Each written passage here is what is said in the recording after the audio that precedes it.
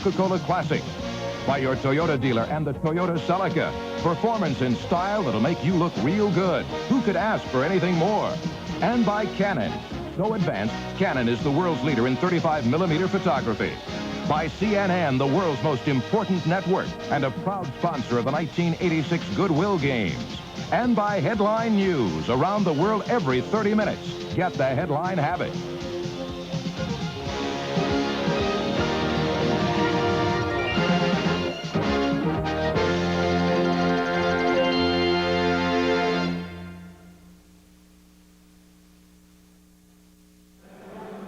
It's time for Braves baseball. Good afternoon, everyone. Along with John Sterling, this is Ernie Johnson speaking to you from Riverfront Stadium in Cincinnati, where this afternoon we conclude a series against the Reds. Tomorrow we're home in Atlanta against the Phillies over the weekend. A reminder, tomorrow night's game, 5:35. Well, John, those Hawks played very well. Welcome back. Well, it's nice to be back, and it really was a good year for the Atlanta Hawks, and I guess you could safely say that Boston's a better team. Well, now baseball. The Braves have won 5 of their last 7, and today will pitch Rick Mailer, who won his last start after some shaky outings against a right-hander who pitches a lot like Rick, John Denny. And we'll be back with all the action right after this word.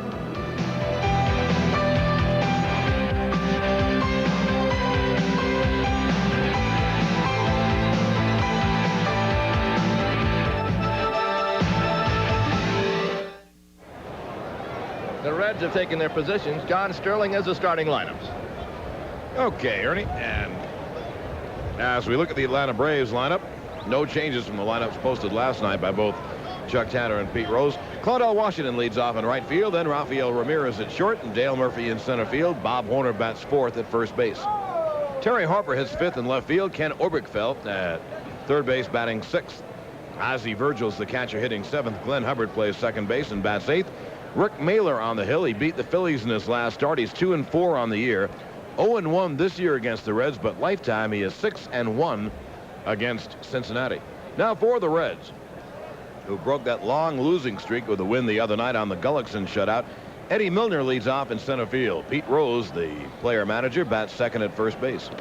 Then Dave Parker in right field. Rookie Cal Daniels bats 4th in left field. Dave Concepcion hits 5th at third base. Batting 6th, the rookie shortstop Kurt Stillwell. Hitting 7th behind the plate, Bo Diaz. Ron Oster will bat 8th and play second base. And pitching right-hander John Denny.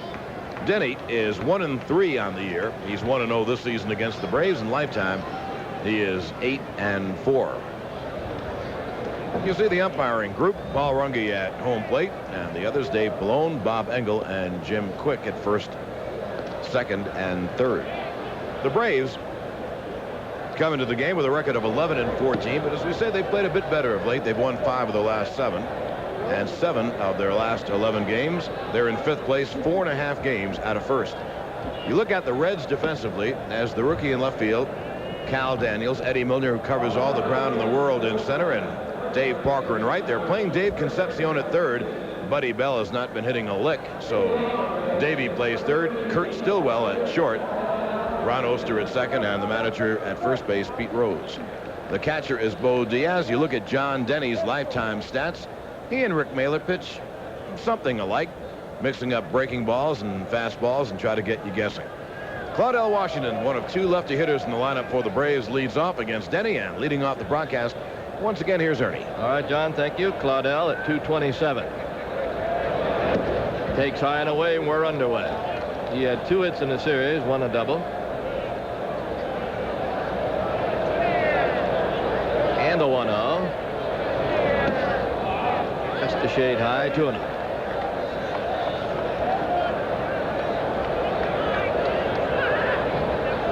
Just a beautiful day at Cincinnati after a horrible night down low. I mean, it rained to beat the band here. Not only raining, lightning, thunder. And understand a couple of people hit by lightning. Roofs torn off in the neighboring areas. Down low, ball 4. On 4 pitches, Washington walked. But today we've got a beautiful day. It'll be in the 80s. Now Rafael Ramirez. Denny was acquired from Philadelphia.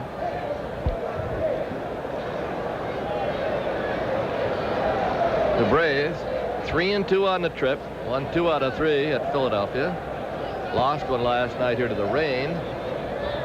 And will make it up on June 20th. Curve in there. It'll be a twilight doubleheader. Friday night, June 20th, when we return. Murphy's on deck. Ramirez, who's hit safely in 16 of his last 17 games. Popped it up, foul off to the right, into the seat.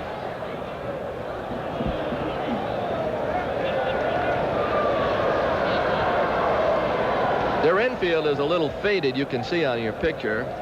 The outfield is darker, so it's not only difficult for fans and broadcasters to see the ball, but at times the players. 0-2. Just inside.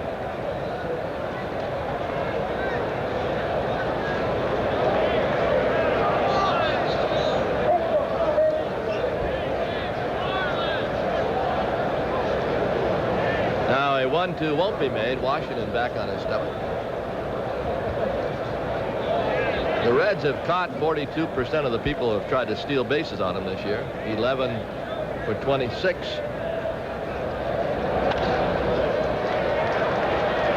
Base it to center, I guess. Right up the middle.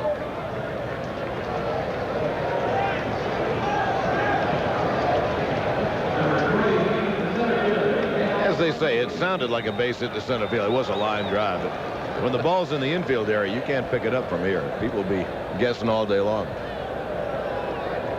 Now Murphy. You can see his numbers. 683 straight games now. Hit foul up by third. 0-1. Horner's on deck. Atlanta right away with a chance to score.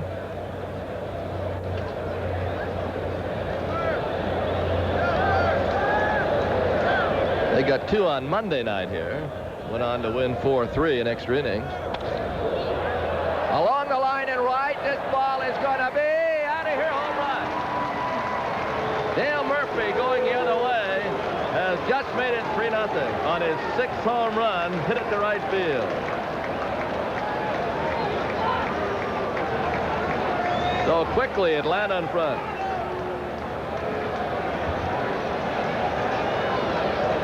What a great way to begin a game for the Braves. A 3-run home run by Murphy goes the opposite way, as he does so often, and hits a long, high fly ball down the right field line that goes over the 2 fences and into the seats. And the Braves have 3 in the bank. Now Bob Horner.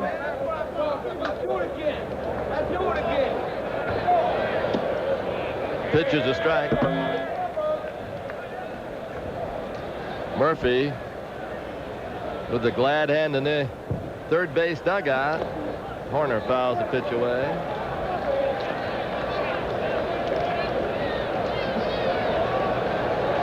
A win here today would give the Braves a good road trip, 4-2. Anytime you play 500, it's considered a good road trip. That's drilled to left center field, back toward that wall. Out of here, Bob Horner. Back-to-back home runs. And we'll dig out a stat on that. The Braves record when Murphy and Horner homer is incredible. Fans unhappy at 4-0. Oh, the great 1-2 punch manifests itself right away as Horner drives it to deep left center field. In back of Murph's 3-run home run, the Braves lead at 4-0. Right-hander Ron Robinson begins to warm down in the Reds bullpen hurriedly, but 4 runs are in already. Harper takes a strike.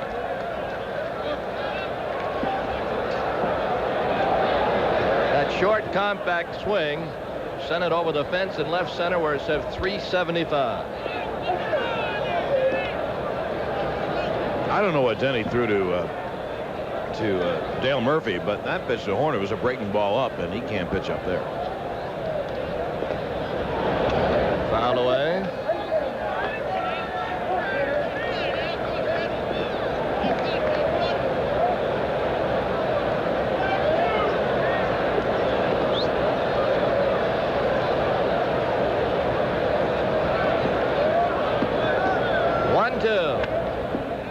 Pop foul out of play.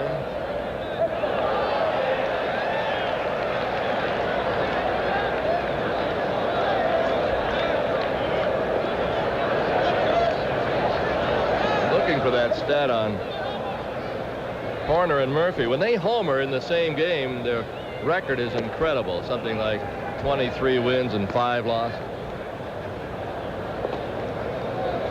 We had it in the notes yesterday, day before. Harper at 222 is a strikeout victory. And sarcastic applause rises from the stands.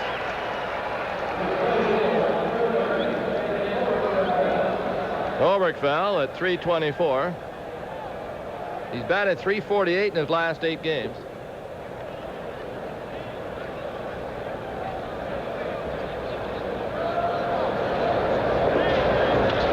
Bouncing ball to Rose, who takes it himself.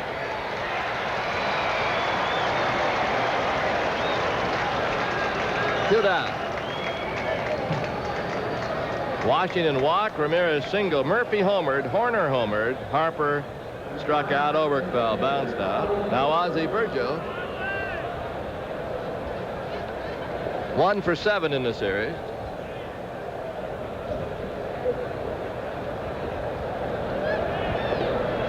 Denny pitches.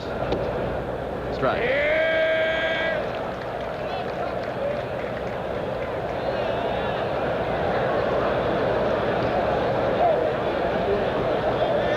Here's an 0-1.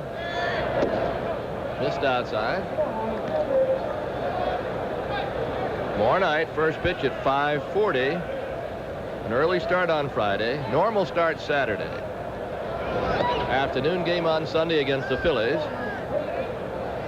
And then it's off to New York for 2, Montreal for 2 before coming home for a week. The Cardinals will be the first team in. 2-1. Third strike, 2-2.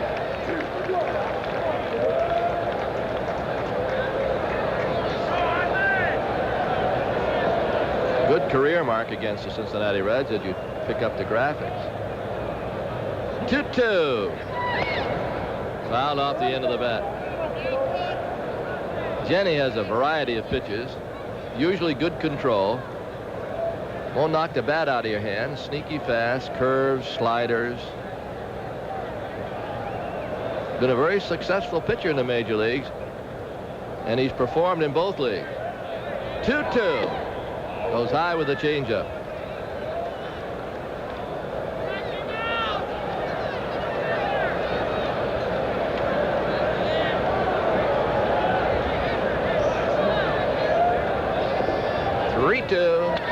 Hit hard to third. Concepcion with the backhand.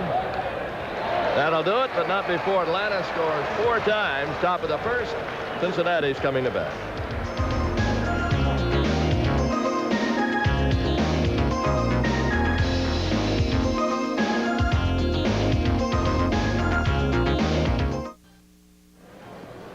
There you see how the Braves line up in the field behind Rick Mailer, who has a good lifetime record against Cincinnati, 6-1. We dug up the record whenever Murphy and Horner hit home runs in the same game. They've compiled a record of 22 wins and 6 losses. Food for thought. They had back-to-back home runs here in the first inning. Milner leads it off.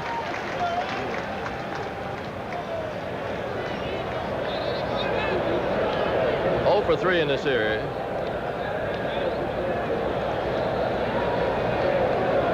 He'll be followed by Pete Rose. 1-1. Mailer is 0-1 against Cincinnati this year.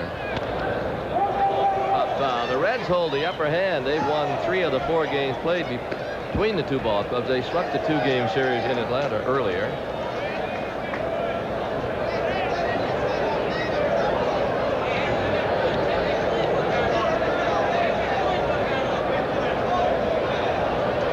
The 0-2. Missed inside. 1-2.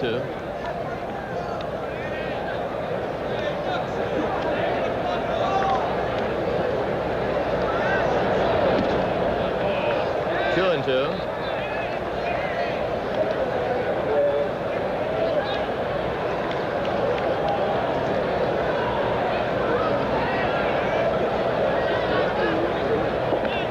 Two pitch. Old curve hit up by first. Nice play, Horner. You can't throw him out. It'll be a base hit. Horner made a great diving stop, but he couldn't throw accurately to Mailer. Threw a little high. I don't even know if a good throw has it. We'll look at it again. It was a heck of a play by Bob. Lying on his back, though, he tried to loop the ball up and threw it over Mailer's head. There's the stop now on his back. Remember, Eddie Milner is very quick. So there he is at first base with Pete Rose coming up.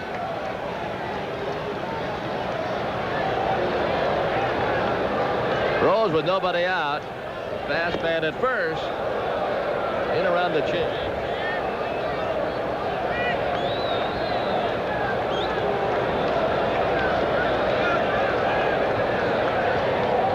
Rose had 2 hits on Tuesday. Runner going. He's going to be safe. Into center field. He'll be at third. Milner has 3 stolen bases. Hasn't been caught yet. That'll be a stolen base and an E2 on the throw. As I said, Milner is quick. It was not a good throw. Ozzie bounced it down there. Went past Hubbard, and Milner goes all the way around to third base. Not too many mysteries about the Reds, why they're losing. They have not been getting too much hitting from their big players, scoring runs. Loop toward left field. Harper's got it. Throw toward the plate. Not in time. It'll be a sac fly. Rose, RBI. It's 4-1. Well, that's what you call manufacturing a run. That's why the Eddie Milners of baseball are so important. A scratch single, stolen base, goes to third on a throwing error, and scores on a sac fly.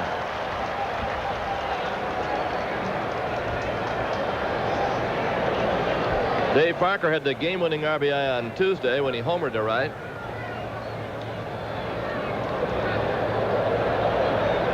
He's about as deep as you can get in that box.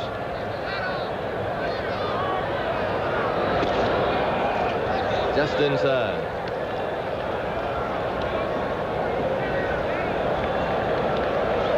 The Reds are quick. They've stolen now 27 bases and 35 attempts. Fouled away. That's over 75%. Excellent. The guy is really quick is Eric Davis, and this is the second year in a row that Eric has not hit well at the beginning of the year. Last year he was sent down. He has 11 steals and 3 homers, but he's been benched because he's under 200. Parker's not. He's at 292. 2 for 8 in the series. Needs 6 RBIs for a career 1,000. Daniels is on deck.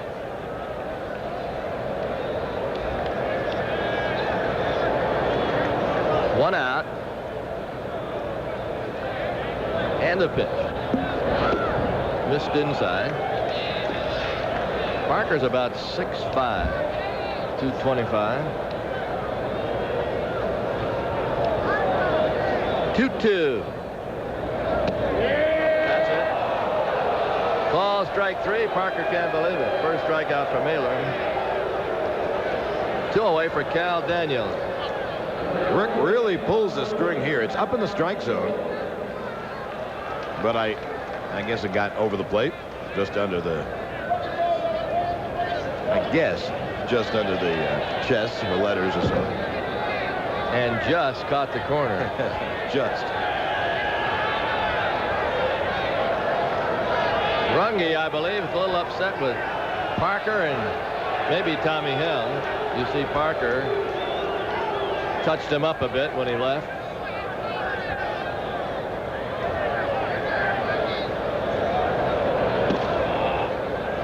First pitch high to Cal Daniels.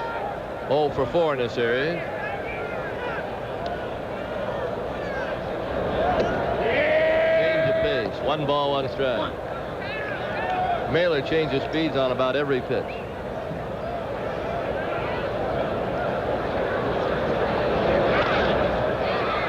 Towards short. Bounced off Ramirez. Should be an error, and it is. Ruffy tries to make the short hop pickup. I don't know if he had to. The ball gets there so quick on the turf. But it bounced off him anyway. It is an error on Ramirez. Dave Concepcion playing third.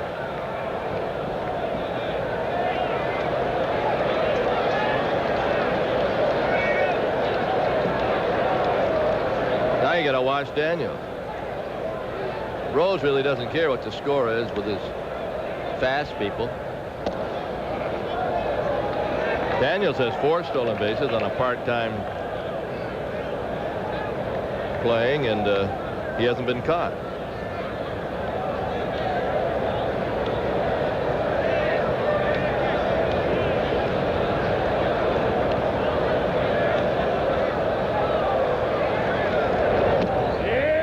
Strike call. Concepcion in third. The only reason for that is that Buddy Bell is off to such a slow start. In fact, he's gone to glasses. And Stillwell's getting an opportunity to play short. Bell is batting under 200.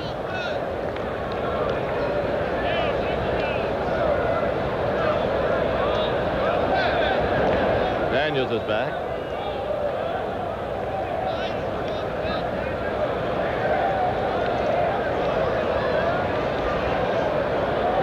Stillwell on deck. He's a switch hitter. Watch Daniels. Fake's going. Pitch out, and he is just back. Virgil thought he was going. Almost got it. And Daniels slipped on the way back and almost got caught. He had just slipped, then he got back and touched the bag ahead of Horner's tag. Good count to put something on. 2 balls and a strike. You know the pitcher's going to try to be close. Steal or hit and run. He's going. There's a throw. He's going to be out of there. Good throw, Ozzie Virgil. Not stealing 2-4, and Daniels caught for the first time this year on a beautiful throw by Ozzie Virgil. We go to the second 4-1 break. And this telecast authorized under broadcasting rights granted by the Braves, intended solely for the entertainment of our audience. Any publication, rebroadcast, retransmission, or the use of the pictures, descriptions, or accounts of this game in whole or in part without the express written consent of the Braves and the Turner Broadcasting System is prohibited. And Hubbard takes low.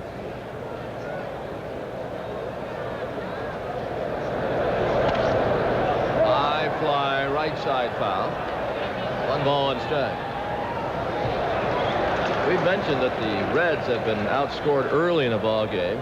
They've now been outscored 25 runs to 6 in the first inning in their last 14 home games. Browning in particular, every time he's pitched, he's given up runs in the first inning. Right to the mound. Nice play, Denny. But Browning here on Monday night pitched very well after giving up those 2 runs in the first inning. That's all he gave up in 8. So he looks like he's back on track. Mailer's a batter. He's hitting .267. John Sterling and Ernie Johnson with you from Riverfront. We'll be here for half the game, and then Pete Van Wieren and Skip Carey will be over from radio. The 0-1. That's up the middle, base hit.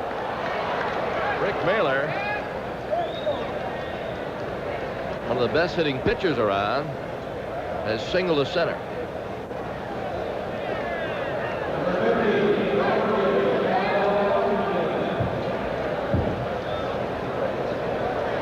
Now Claudell Washington.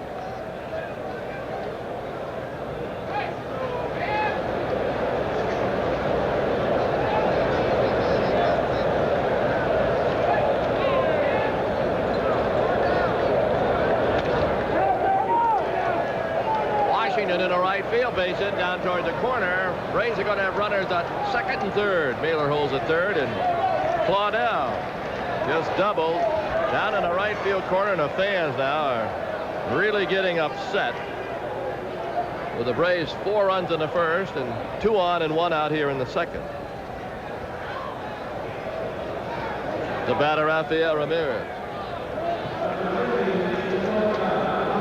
Washington's second double in the series and his third hit in 6 official tries.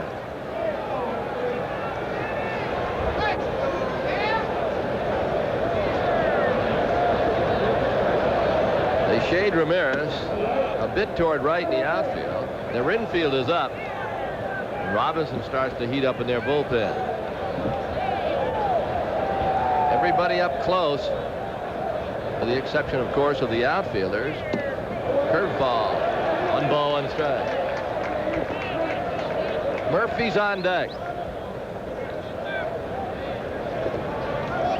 Ramirez with a chance for his 10th RBI. He's perched out there in the person of Mailer at third. Hit foul to left. 1 and 2.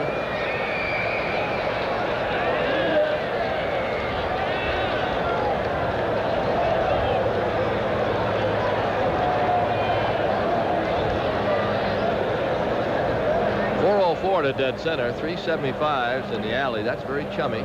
1-2. Driven toward left. The tag by Mailer. It's over the left fielder's head. 1 in. Here comes Claudel Washington. It's a ground rule double. It bounced over the fence. Isn't that something? Cal Daniels. We talked about players maybe not picking up a ball. He came in for the ball. It ended up bouncing over his head, and 2 runs scored. Watch Daniels come in, and then you know he gets trapped. He knows he's trapped. Watch. And then it bounces over the fence, and that's lucky because that could have been a triple for Ramirez. Now here's Dale Murphy, and the Braves get the run back. With 1 to spare, it is 6 now. Pitch bounces away. So Ramirez has picked up RBI 10 and 11. On 1986. Hey, I wonder if Bob Horner got shaken up making that stop. Chris Chambliss is on deck to hit for Horner. We'll have to find out. He might have been. That diving attempt. That's driven to left, but it's going to be caught. And the sarcastic applause of riverfront fans. Murphy hit it well, but right at the left field. The first time up, Murphy homered to right. Now Chambliss is coming on. The bat for Horner.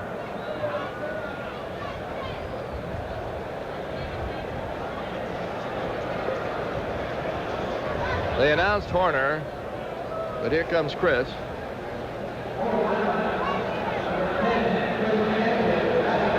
We'll check with the Braves bench on Horner, but he did dive for a ball behind first base. Might have injured himself. Chambliss will be purposely fast.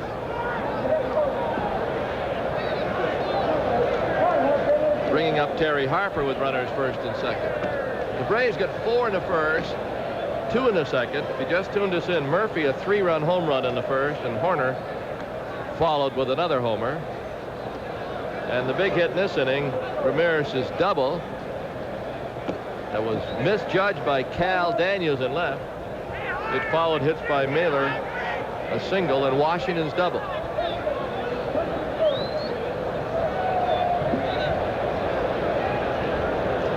Now it takes a 2-out hit.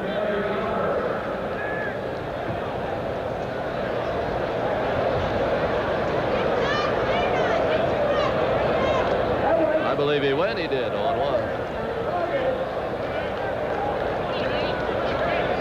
The Braves are 5th in the National League West, but you have to keep in mind it's pretty well bunched. They're only 4.5 out of first. That is a well-hit ball to the third baseman, Concepcion. Boy, Harper hit that on the line. Concepcion grabbed it for out number 3. 2 in. We go to the bottom of the second, up by 5. Chris Chambliss is now at first. We have nothing to report on Horner. We'll try to dig up any information. about the captain. Concepcion leads it off. He was at the plate when Daniels was caught stealing on a good throw by Virgil.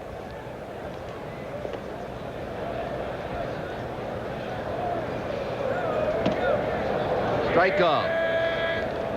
The word we have from the truck, Glenn Diamond gives us a report that Horner jammed his fist, probably on that diving play behind first. 1-2.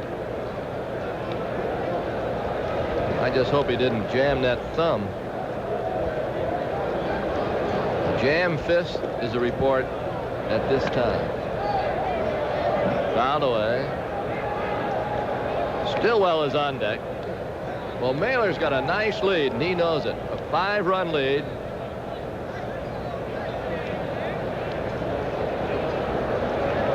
Last time out, he pitched into the 7th inning, allowing 11 hits and 4 runs, beating the Phillies.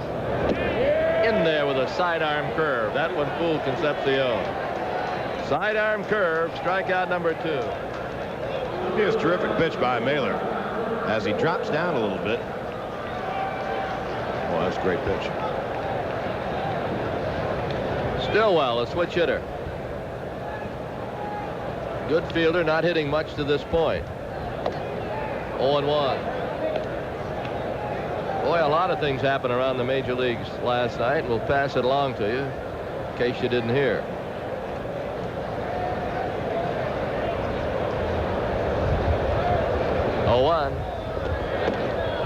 Inside. Cleveland won again. They've won 10 in a row. They lead the American League East 17-8.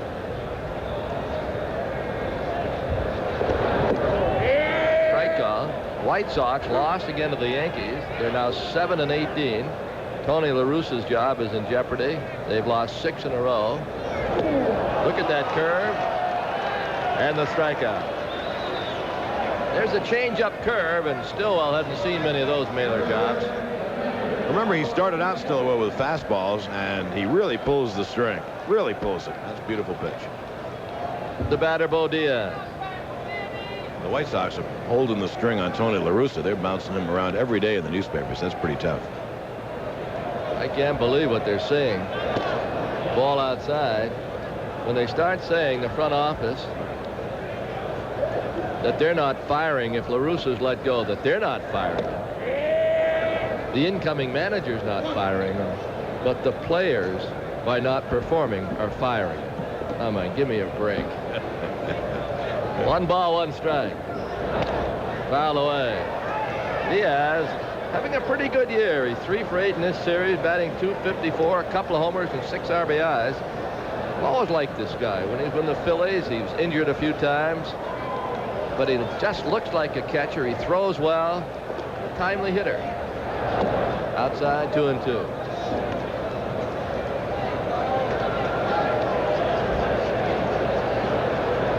I mentioned the Giants are back in first. Curve, did he go? They're saying he went. They're saying he went. Pallone at first says strikeout. Diaz down on strikes, and Mailer gets the side on K's. We go to the 3rd, 6-1.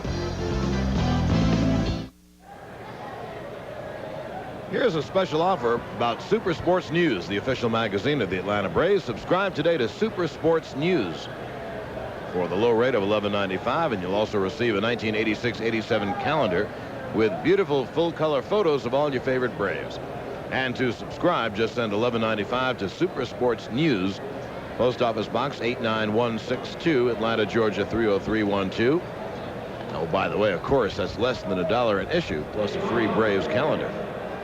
Okay, the report on Bob Horner from Rob Edmonsky is that when he diving for that ball, he rolled over on his right wrist, and they don't believe it's serious, but he did have some numbness in his fingers, didn't feel comfortable about it, so Chuck Tanner just took him out of the ball game, said, hey, let's forget about it. And they don't think it's serious, but he did jam his right wrist, or his fist, if you will, and numbness occurred in the fingers. Pitch is inside to Obie. Ulrich fell 0 for 1. The Giants back in first place in the National League West. They won 4 while Houston lost 4 in a row. That's hit right off Oberkfeld's foot. So the Giants lead Houston by a half game. The New York Mets, incredible, won again. 3-2. Strawberry a 2-run homer. Fernandez picked up the win. He is 4-0. Gooden, of course, is 5-0. And Ojeda is 4-0. And they are 18-4. And the New York Mets had lost 1 game since April 14th, and that was to Atlanta in Atlanta. And a lot of people feel if they don't have a serious injury, like something happening to a Gary Carter, that's line fouled on the right side, that they could just walk away with that thing. They're just so solid everywhere. I'll tell you one thing, Ernie. If I was the Cardinals or the Cubs, teams that are supposed to press the Mets, I'd be a little worried. They're 11 back in the loss column, and even though it's early, it ain't that early. 11 back's a long way back.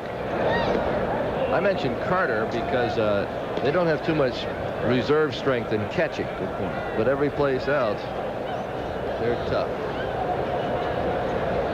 3-2 to Oberkfell.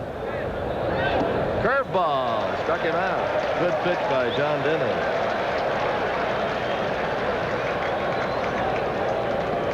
We mentioned there are similar pitches, and here Denny takes a little bit off the curveball and has Obi way out in front. Virgil the batter, 0 for 1.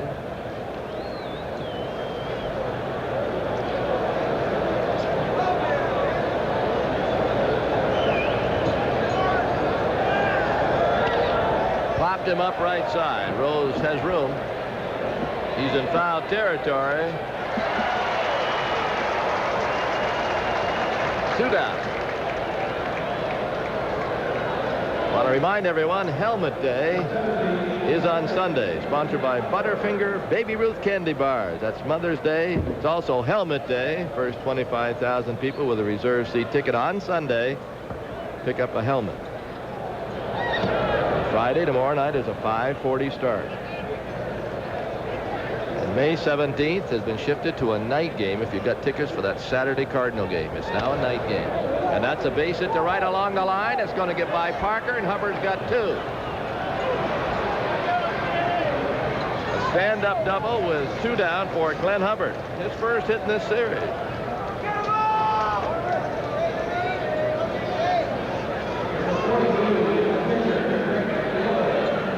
Denny had the pitch on the outside corner. Really not a bad pitch. Hubby just went the right way with it.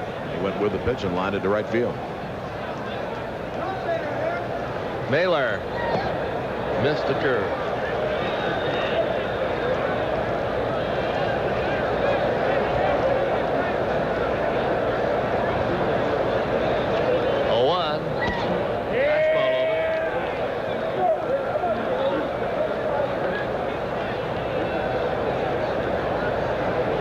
Got a few doubles this year. Now the 0-2. Foul away.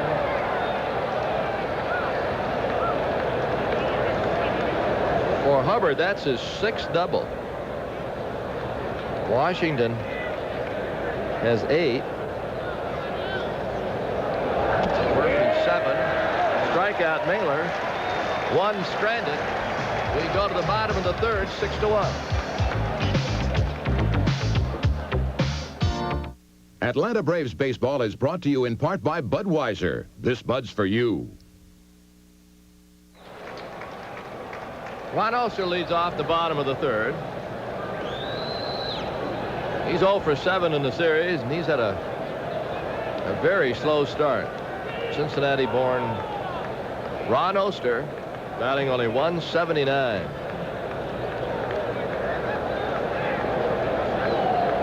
And Buddy Bell has a bat in the on-deck circle.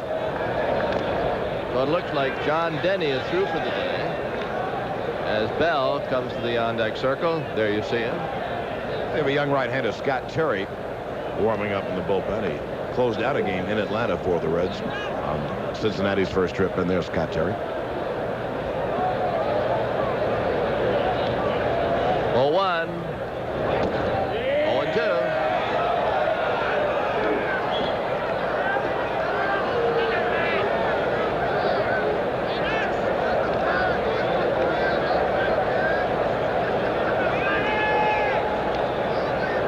And the 0-2. Low.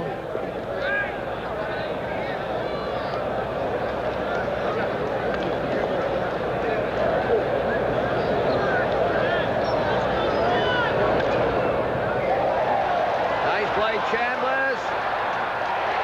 Safe at first. Ball gets away. Chambliss runs it down. Very similar to the base hit by Milner in the first inning. He hit it over first. Chambliss diving as Horner did, but they couldn't get Oster as he belly flopped into first. Chambliss makes a terrific play to knock it down. But Mailer really was a little late in covering. And you see the end of the play. Whoever is protecting the Cincinnati bullpen started waving Oster on. It wasn't Tommy Helms, the first base coach. It's a lucky thing that Oster didn't pay any attention. He would have been out number one. Dead duck. I'm sure Helms will say, let me coach first base. Yeah. You warm up the pitchers. I'll coach first. Buddy Bell. We talked about him earlier. Bell is batting for Denny. And for the first time in his career, Bell is wearing glasses. That's quite an adjustment after playing all these years and going to the specs. Has he got him on? No. He had him on in batting practice, Yeah. and they said in the paper he was going to go to him. Under game conditions, he's probably saying, not ready to try him. Or maybe they gave him contacts. No, he had, during infield, he had regular glasses on. Well, he might have contacts. No, I'm just guessing at that. I think it does take a while to play with glasses if you haven't. That's one of the first questions scouts ask young players, high school and college players, when they see them. You wear contacts? Because a lot of them have signed, and the scout not knowing that they wear contacts. 3-1.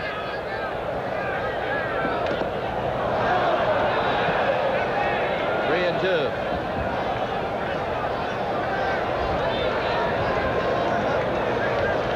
Isn't that something? The papers read about the new Buddy Bell with the glasses. You build it up. Now he zoomed the camera in.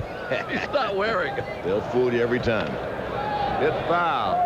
He had a pinch hit single here on Monday night.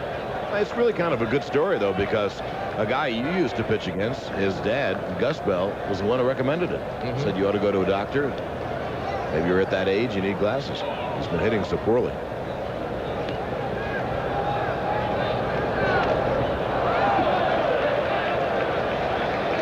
Bell's got some power.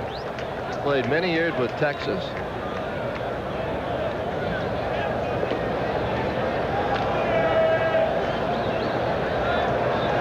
Three balls, 2 strikes.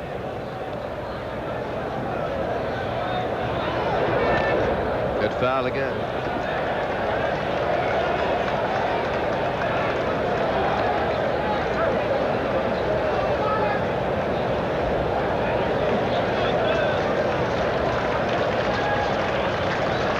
Now will be 36 in August.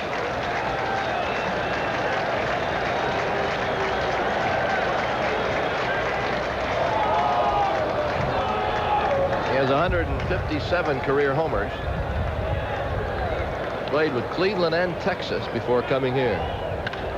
Toward third. Obi knocks it down. Can't throw him out. That'll be a base hit.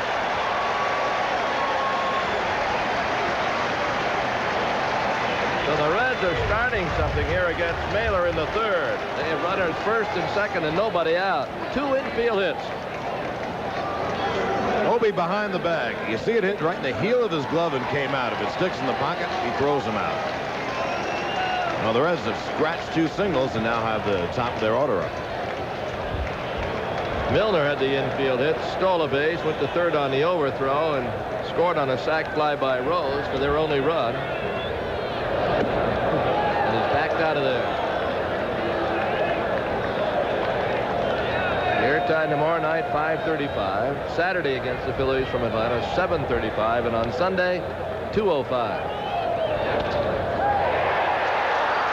Base hit, 1 in.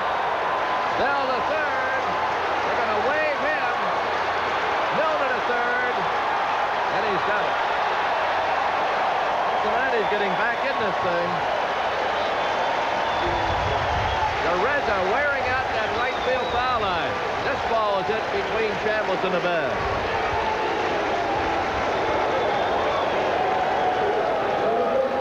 Breaking ball, down and in, and Milner pulls the pitch right past Chris.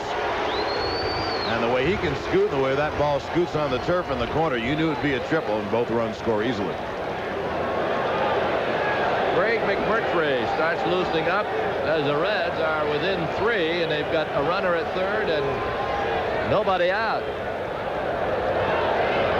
And Rose takes a strike. Rose got his first sacrifice fly, first time up, as McMurtry gets ready.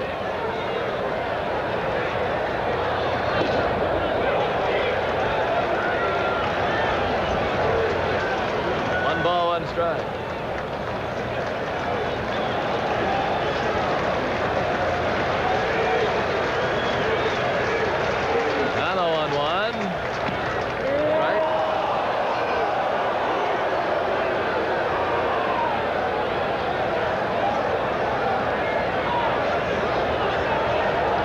Fans who are hissing and jeering early now back in it. They see the opportunity for Cincinnati to get right back in this ball game. The 1-2 curve bounce toward second. The run will score. It's 6-4. RBI ground out. Pete Rose.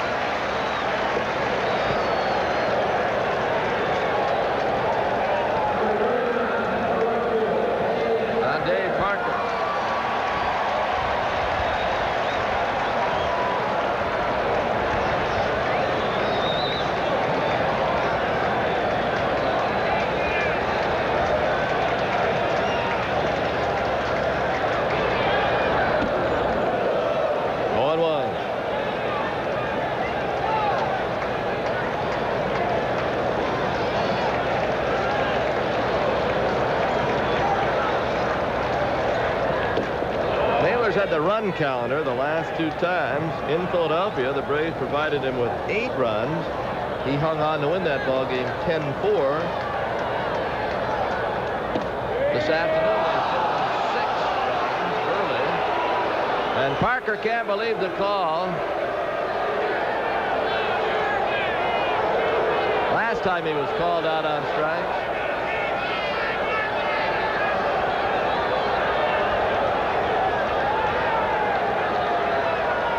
He feels far run, he's picking on him. 1 ball, 2 strikes.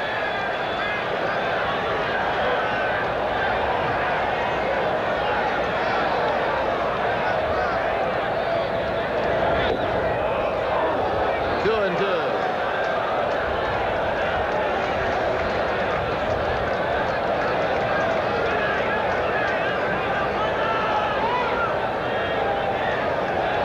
And a 2-2. Slow curve that broke down and in.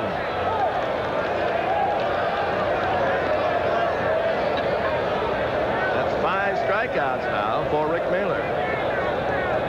Mailer threw the fastball on the next to last pitch outside, and now look at him pull the string on this pitch.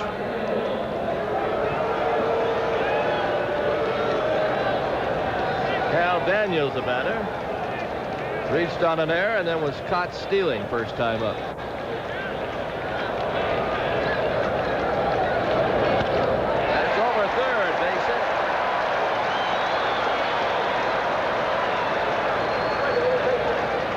Soft single by Cal Daniels. Now Dave Concepcion. Braves lead 6-4. They've out-hit him 7-5, but right now, folks, it's anybody's ball game. It's just too early. Bottom of the 3rd. Concepcion struck out the first time. Curve strike. McMurtry throwing quite a few sidearm pitches down in that bullpen as he gets ready. He's added that to his arsenal. Sidearm fastballs and curveballs.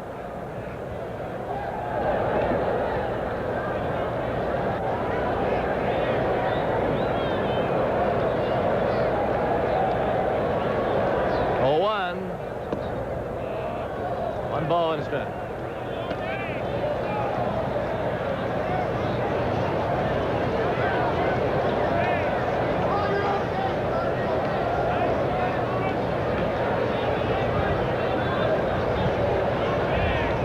Two outs. Boy, that was close.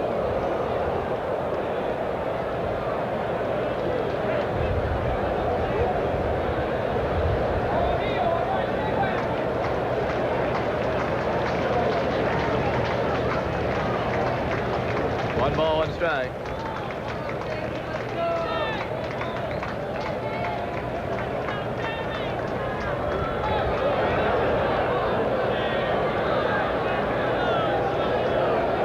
On Tuesday, Concepcion had a 5-game hitting streak snap.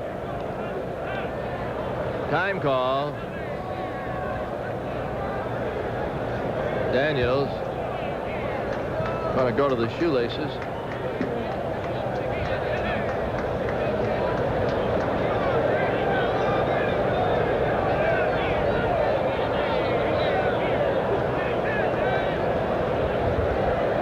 One ball, one strike.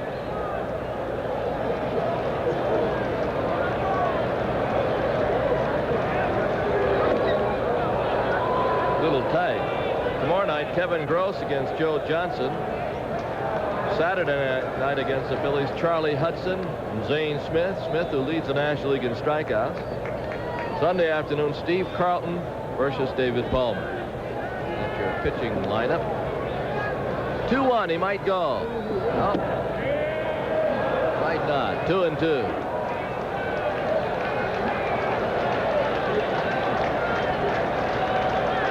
Mailer struggling to get through this third.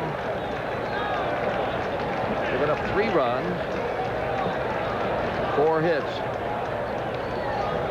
2-2.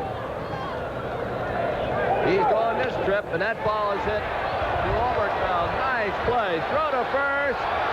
Safe at first. The throw took Chambliss off the ball. Obi made a super play at third. Then his throw was wide. They're going to call it a hit. He makes a great stop. That's a base hit in the hole. And he had time. And Obi normally dead-eye Dick with his throws, but he pulls Chambliss off the back. It is a base hit. The Reds have 2 on.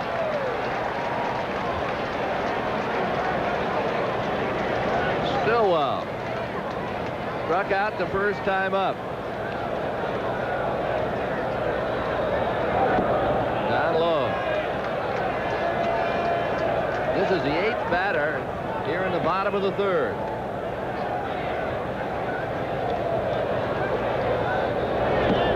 Changeup.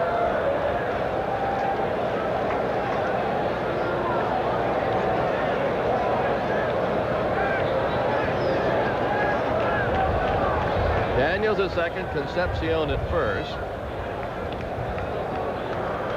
And Mailer to Stillwell. He did not have a good swing, did he? 1-2. Last time up, he struck out on that slow curve. That was a fastball. See if he gets that curve again.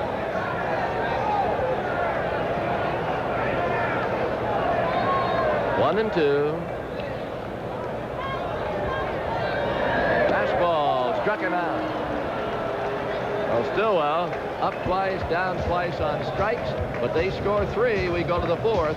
6-4 Atlanta.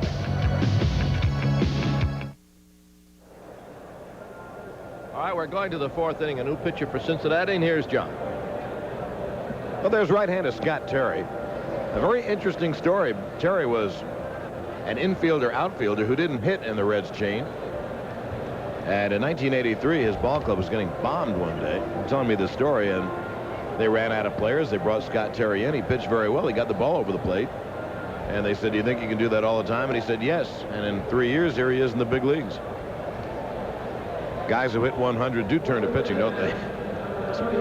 They always carry more pitchers, too. I always kept that in mind. They always had 10 on the team. That's happened with quite a few. Bob Lemon was a great example. There have been others.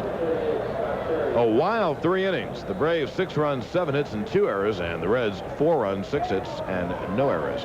Terry finished out a game against the Braves and pitched very well in Atlanta. Comes right at you. He's fastball, breaking ball kind of pitcher.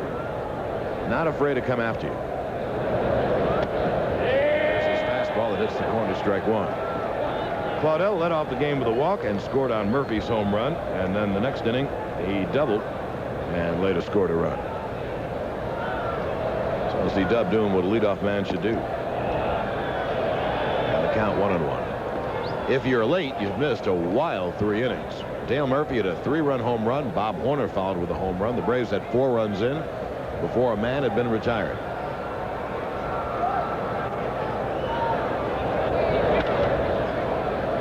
That's to short.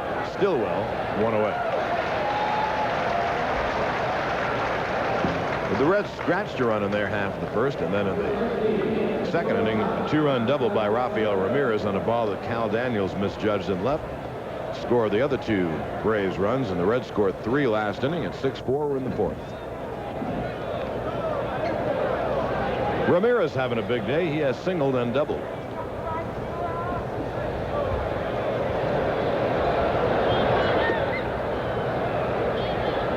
And the pitch outside, ball 1. Braves have a kind of a nice dilemma. They've uncovered another shortstop this year, and Andres Thomas. He has played well. Ramirez has played well. Ken Oberkfell at third base has played well. The one constant in the infield has been Glenn Hubbard, who has started every game. Chuck Tanner is going to play Glenn there no matter what he hits, because he plays his position so well, turns the double play better than anyone. The breaking ball is fouled off, and the count 1-2 on Ramirez, with Murph on deck.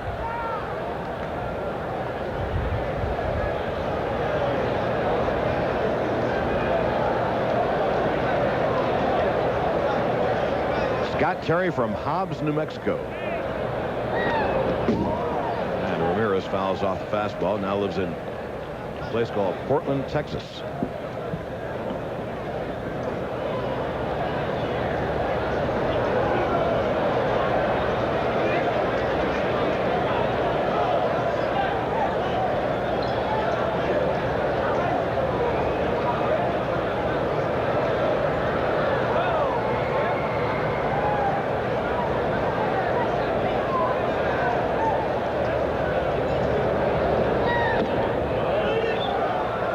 Fastball is high, and the count evens at 2-2.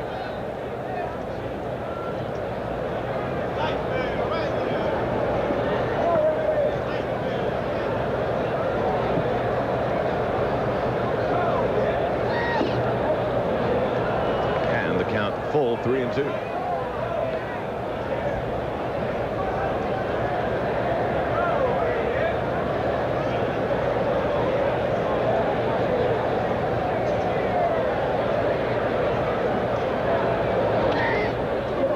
Is going to be looped, but caught at second base by Ron Oster.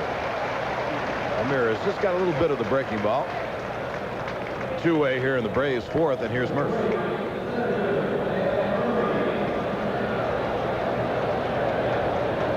If you missed it, Dale's home run went to right field. Denny pitched him outside. Murph, who hits to right field so very well, just brought that front foot back and went the opposite way and hit a home run. Oster at second base. It's a 1-2-3 inning for Terry. Nothing cross for the Braves at the end of 3.5. Atlanta leads it 6-4.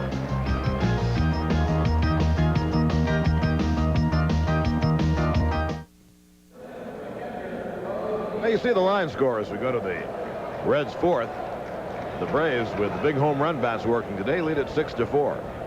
Bo Diaz leads off for the Reds, and as he does, Ron Robinson gets up in the Reds bullpen once again, so they might very well pinch hit for Scott Terry. It is early in the game, but the Reds hard pressed for wins. They broke that long losing streak the other night. There's Ron Robinson. And in particular, they've really lost a lot of games here at home. Diaz hits 7th in the lineup. Ron Oster hits 8th, then the pitcher spot. The count 2-0.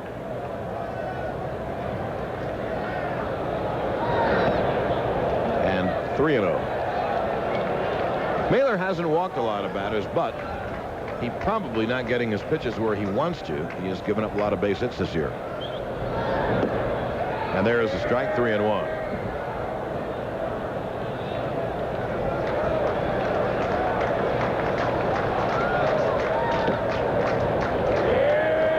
Right in there, 3-2. The count goes full. Diaz struck out. Mailer has struck out 6 men. Boy, it's been an odd game for Rick. Diaz tries to go the opposite way and loops it foul down the first baseline right off the handle.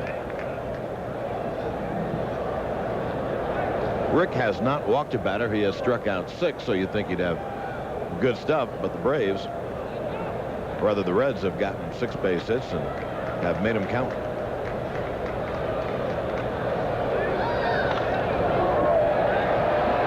That's down the right field line and out of play in the first row.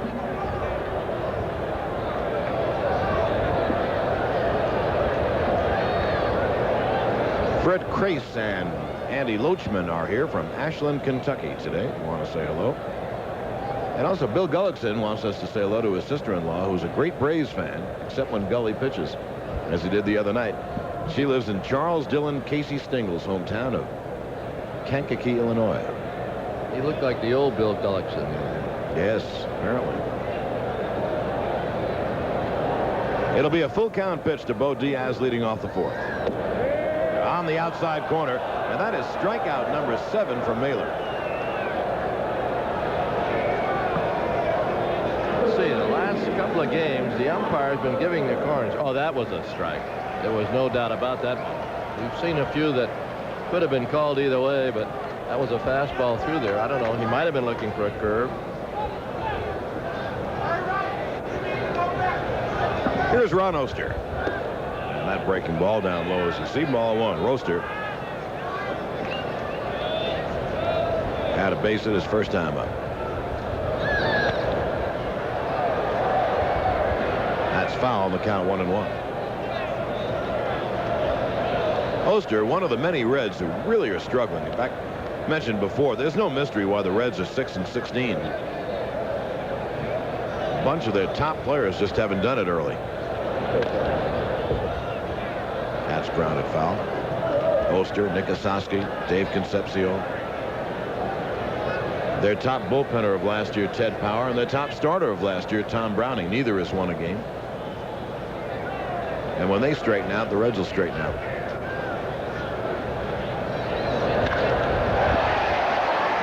Murph on his horse to dead center. And it's gone, a home run.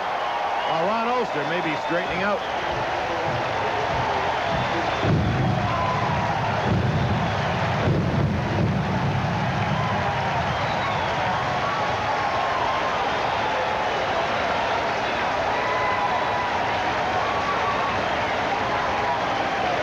As I mentioned before, what a strange game pitched by Rick Mailer. Fastball right down Peachtree. And the noise, when the bat hit the ball, you knew it was going to be long. Thought for a moment it might not get out of the ballpark, but it's 404 to center, and that's where he hit it. And he hit it plenty long enough, maybe 410.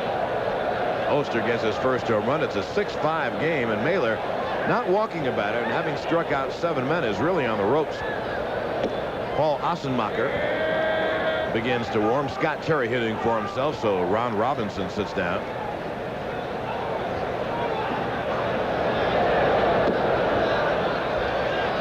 And count 0-2 on Terry.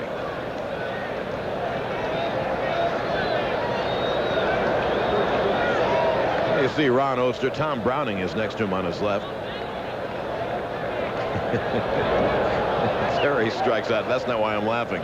You see them fanning Oster in the background. That's because he hasn't hit the ball hard, and they're figuring that people are going to faint from Oster hitting a home run. Now the 8th strikeout for Mailer, 2-way, and here's Eddie Milner.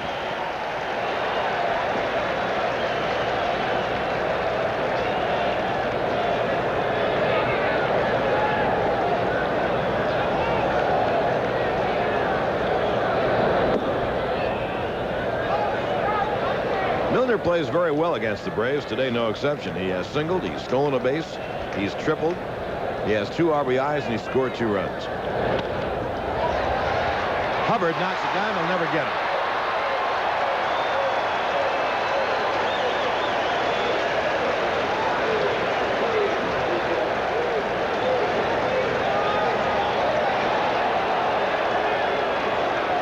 They're giving him a hit because he had to backhand it, but Hubbard has usually put those away.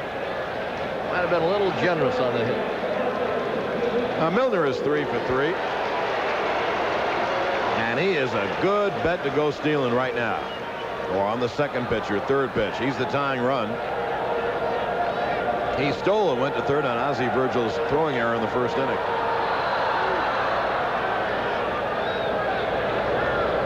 And Mailer goes over there. You just feel he's going. Well, the 2 outs. Of course, if he gets to second base, a single by the greatest singles hitter in the history of baseball ties the game. Again, Milner gets back.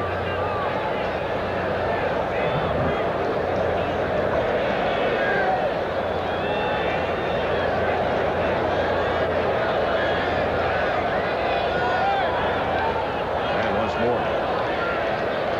Oh, what a strange game, Ernie, for Rick Mailer. He's getting hit, and yet he's coming back, and he struck out 7 men in 4 innings.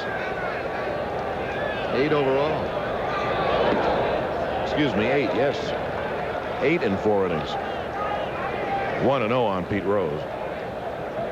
Pete has hit a sacrifice fly and a ground ball. He's 0 for 1, but he's knocked in a run each time.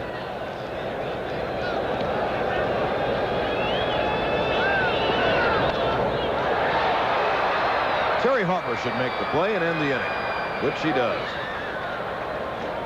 A run on 2 hits. The run on Oster's home run. Reds leave 1 at the end of 4 innings of play. The Braves 6 and the Reds 5. Right after the Braves tomorrow night, Braves playing at 5:40. Milwaukee and Philadelphia. If the Bucks win, they win the series and they'll play Boston for the Eastern Championship. The right to go to the NBA Finals. Philadelphia wins, why they'll play a 7th game in Milwaukee on Sunday. That's tomorrow now. Milwaukee and Philadelphia on the Superstation, and Ernie, a renewal of the battle between 2 guys I wouldn't get in the middle of, Charles Barkley and Paul McKeskey, who had some. Barkley looked like a heavyweight contender. Oh boy, he could have been a contender. He's a tough cookie and a great player. Absolutely, Charles Barkley's become one of the 5 best players in the NBA just over the last half year. Chris Chambliss leads off the Braves 5th. Ernie Johnson, John Sterling with you from Riverfront. A wild game, 6-5 Braves. Scott Terry has relieved John Denning. He's in his 2nd inning. Chris Chambliss in the lineup after Bob Horner homered in the top of the 1st following Murphy's home run. Bob dove for a ball and jammed his wrist, or his fist, they're calling it. And just for precautionary reasons, they took Horns out of the lineup. 1-1. 6-7-2 for the Braves and 5-8-0 for the Reds.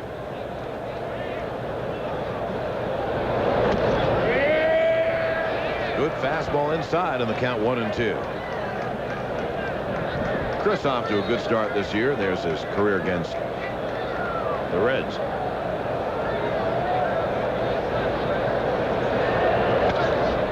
And there's a base hit right off the top of Rowe's glove to right field. Well, Chambliss lines a single. He has walked and singled in his 2 appearances. And the Braves have a runner on first with no one out. Here's Terry Harper. Harper came up last time with 2 on and 2 out and hit it as hard as you could hit it, but right into the glove of Davey Concepcion. That struck out his first time. And in batting practice today, Terry was hitting him deep.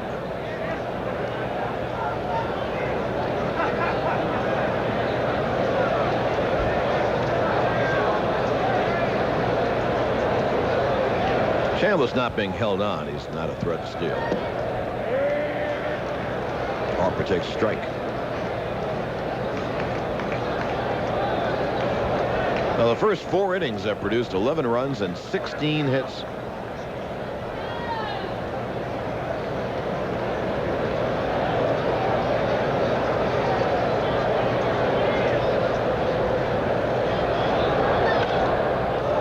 pass hit to deep left field. Daniels on the track. Makes the catch. The last 2 times up, Terry Harper's hit the ball just the way you want to hit it. Hard and on the line, but it's been caught both times.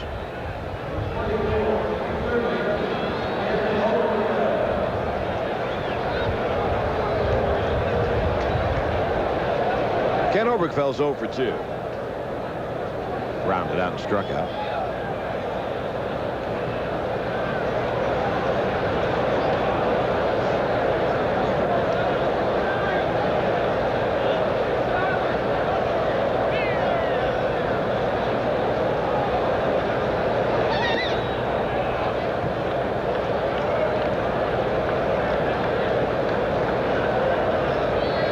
Nixon going through all the signs at third base. Willie Stargell coaches at first. Braves could play hit and run. And they do. And it's grounded foul by Oberkfeld.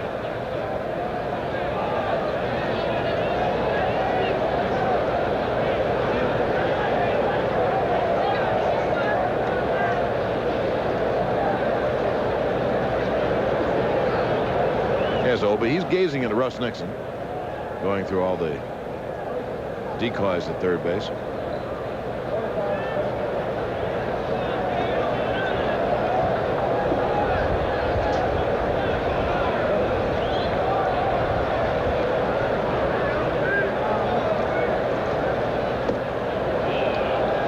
And the count 2-1.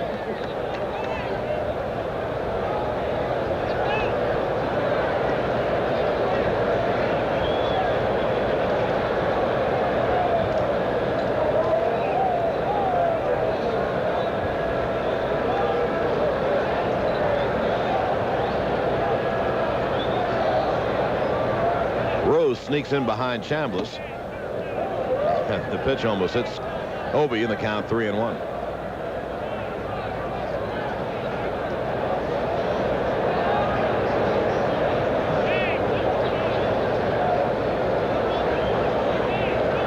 I'll see if they put on a play. 3-1, obviously great pitch to hit and run on because you have to throw a strike. 1 out in the Braves' 5th. Chambliss not going, and the fastball catches the inside corner. 3-2.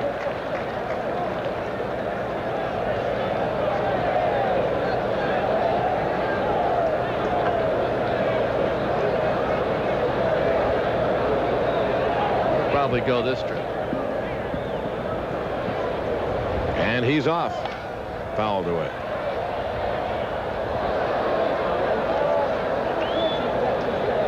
Down on the field before the game, Ernie, I saw Shotzi. She sent along her best. I believe Ted Turner's mother is sitting down with a hard shot. There she is. Yes, right there.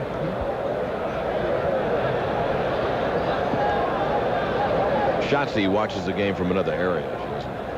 Air conditioning. Yeah. There's a base hit line to center field. Chambliss will hold there. The ball hit very hard. Milner came up with it quickly. And the Braves have 2 on, 1 out.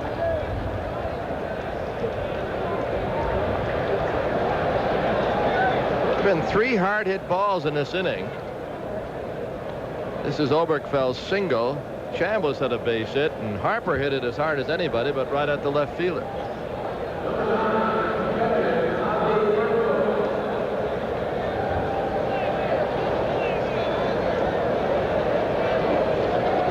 Ozzie Virgil stands in with 1 out and 2 on in the top of the 5th. In a game that has produced 17 hits in 4 1/3 innings. Braves lead at 6-5, and they're going to need some more. Check swing foul by Ozzie.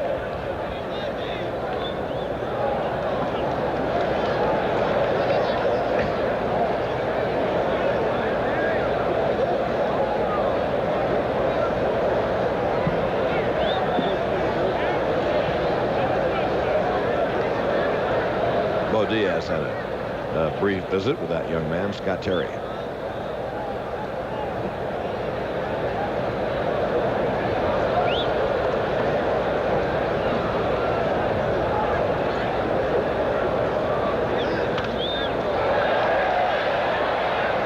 It should stay in play for Concepcion. 2 away, and they'll leave it up to Glenn Hubbard.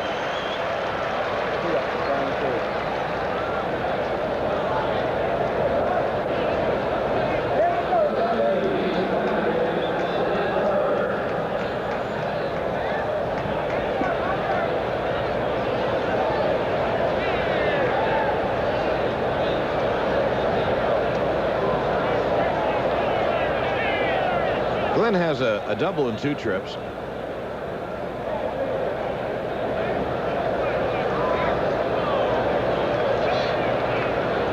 And faces Terry with 2 on and 2 out. Diaz throws behind the runner, but Oberkfell gets back.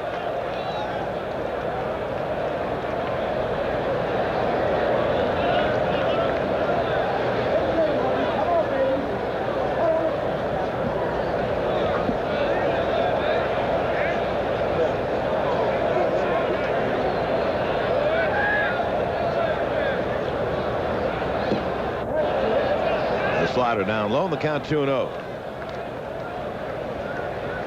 Hubbard's double went down the right field line. You look at Obi at first, and Chris Chambliss with a lead. And they both can get about as good a lead as you'd want. Rose playing way behind Oberkfell. 3-0. Well, they're not going to give Hubbard a good pitch to hit, not with the pitcher on deck. Pitcher on deck, Rick Mailer, pretty good hitting pitcher. They let Hubbard swing if he likes it.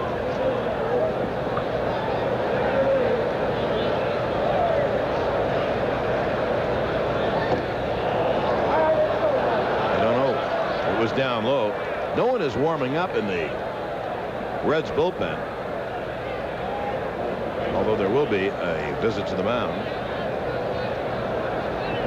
from pitching coach Scott Breeden.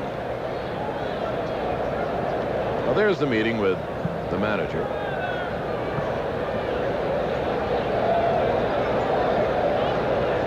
And Breeden and Diaz and Scott Terry with the bases loaded, 2 out, and Rick Mailer up.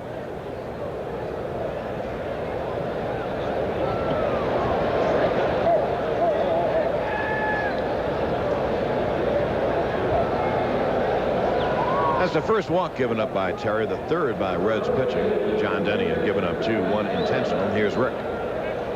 Mailer has singled and struck out.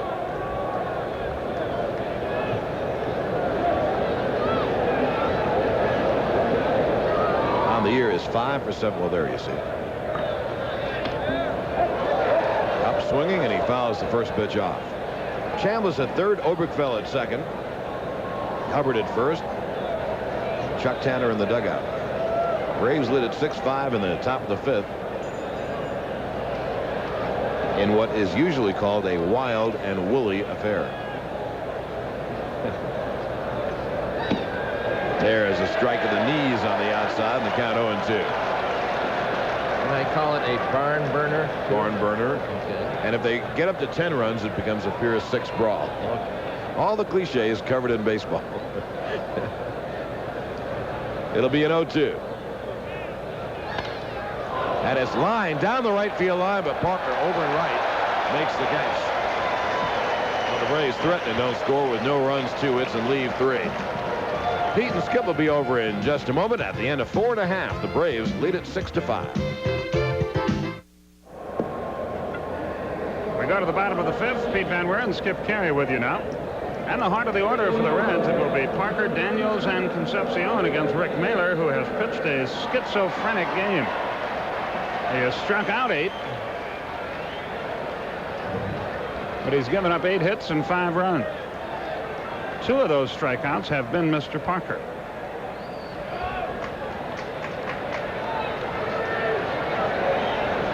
Craig McMurtry up in the Atlanta bullpen now.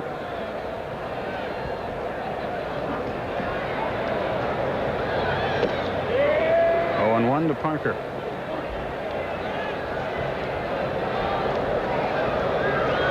Well, let's see what Parker and Paul Runge argue about this time. A ball and a strike. 6, 9, and 2 for the Braves. 5, 8, and 0 for the Reds. 2 balls and a strike. The Braves at one time enjoyed a 4-0 and then a 6-1 lead. It's 6-5 now. 3-1. The one thing he has not done is walk a batter.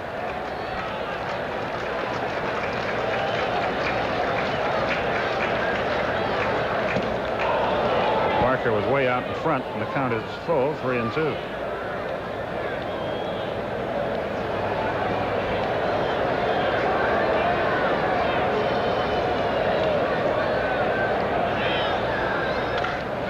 High chop to Hubbard. Parker is retired, and there's the first out in the bottom of the 5th.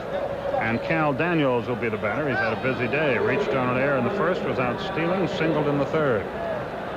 He's out of Vienna, Georgia. Now makes his home in Warner Robins.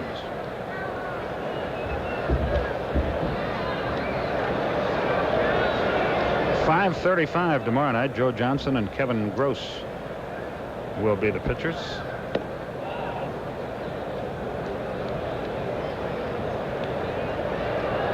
They're in the 2nd at St. Louis. The Padres and Cardinals tied at 1. 2-0.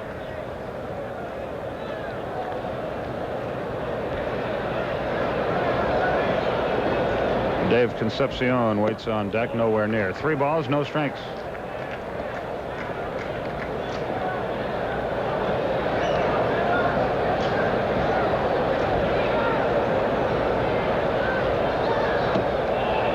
And he walked him on 4 straight. So Daniels is at first with 1 out. Concepcion has struck out and singled, and Chuck Tanner is on his way to the mound. And he may be going to make the change here. He is. They were signaling out to the bullpen to see if McMurtry was ready, and he's getting the call. And Mailer is unhappy about this. He has had, as we said, a very strange game. 8 hits, 8 strikeouts, 5 runs. So McMurtry inherits a runner at first and 1 out. He can pick up a win here. Mailer did not go the required 5 innings. But this game is very much in doubt. It's a 1-run game, runner at first, 1 out.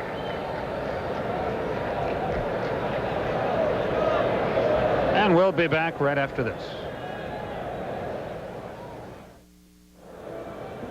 That record is in 10 2/3 innings. He has 9 strikeouts, 5 walks. And he faces Dave Concepcion with a tying run at first and 1 out. Mailer went 4 1/3, 8 hits, 5 runs, 1 walk, 8 strikeouts, 1 home run. And a mystifying performance. He obviously had great stuff. The 8 strikeouts indicate that. But the 8 hits indicate he was hit rather sharply as well. A lot of the hits were infield hits, but they were sharply stroked. McMurtry to first. He's got an excellent move over there. If you just joined us, you notice Chris Chambliss there. Bob Horner injured his wrist in the 1st inning diving for a ground ball. It's not believed to be serious.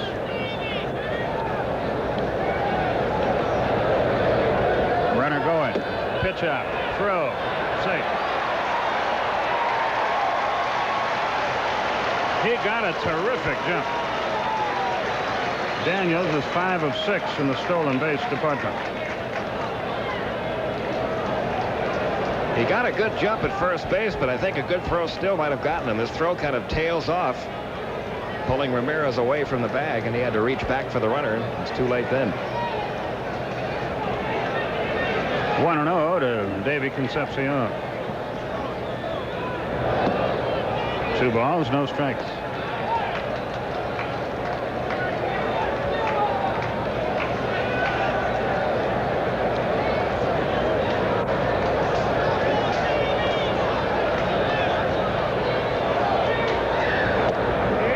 At the letters on the inside edge, it's 2-1. Kurt Stillwell waits on deck.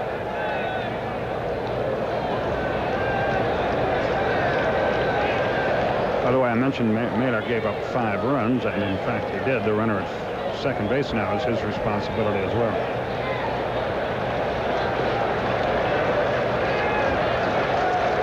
And the 2-1 pitch about to be made.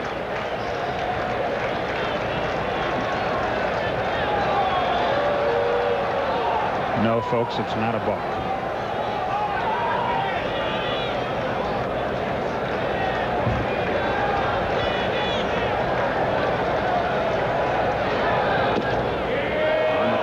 2-2.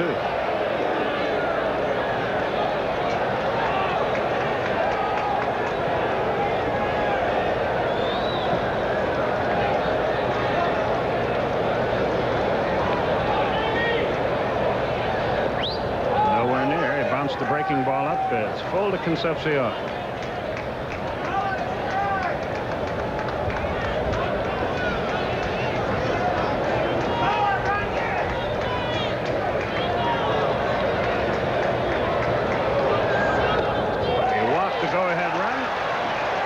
Second one up. And Stillwell, the hitter. Bo Diaz moves on deck. Sort of an agonizing game we have going in Cincinnati this afternoon.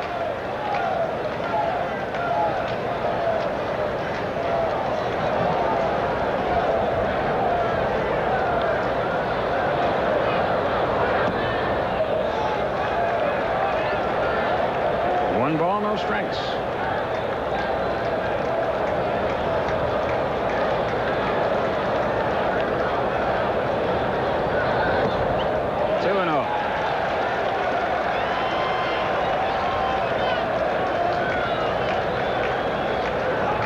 I wonder how many times he unfolds and folds that lineup card in the course of a game.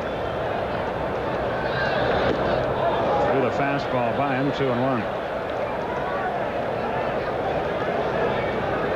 I think a great part of McMurtry's trouble is that he tries to be too fine and doesn't let his good natural stuff take care of things for him. That's foul. It's 2-2.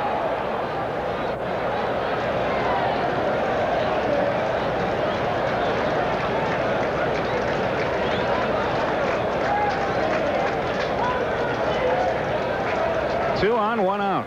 Bottom of the fifth. That's out of play. Still 2 balls, 2 strikes. Stillwell has been a strikeout victim twice. Both those times, of course, he was gotten by Rick Mailer. The 2-2. Popped him up. Virgil throws the mask away. 2 down. And here's Bo Diaz. He too has twice been a strikeout victim.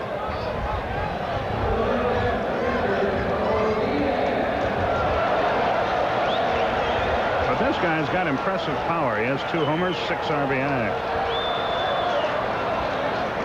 He's hitting .246 after his 0 for 2.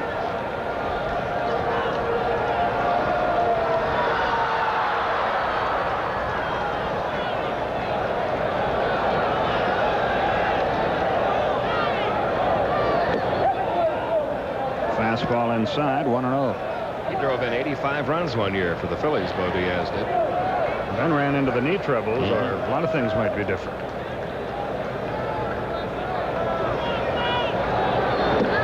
Breaking ball for a strike from McMurtry. It's 1-1. This is Craig's 7th appearance.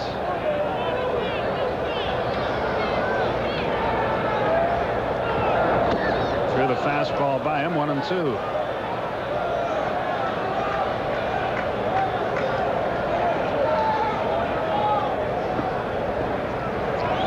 He might try that sidearm delivery here. This would be a good spot for it. Let's see if he offers it up. Little Ewell Blackwell action in Cincinnati if he does it. Nope. Didn't have to. Got him with a breaking ball. Looked like he hung it a little bit, but Diaz missed it.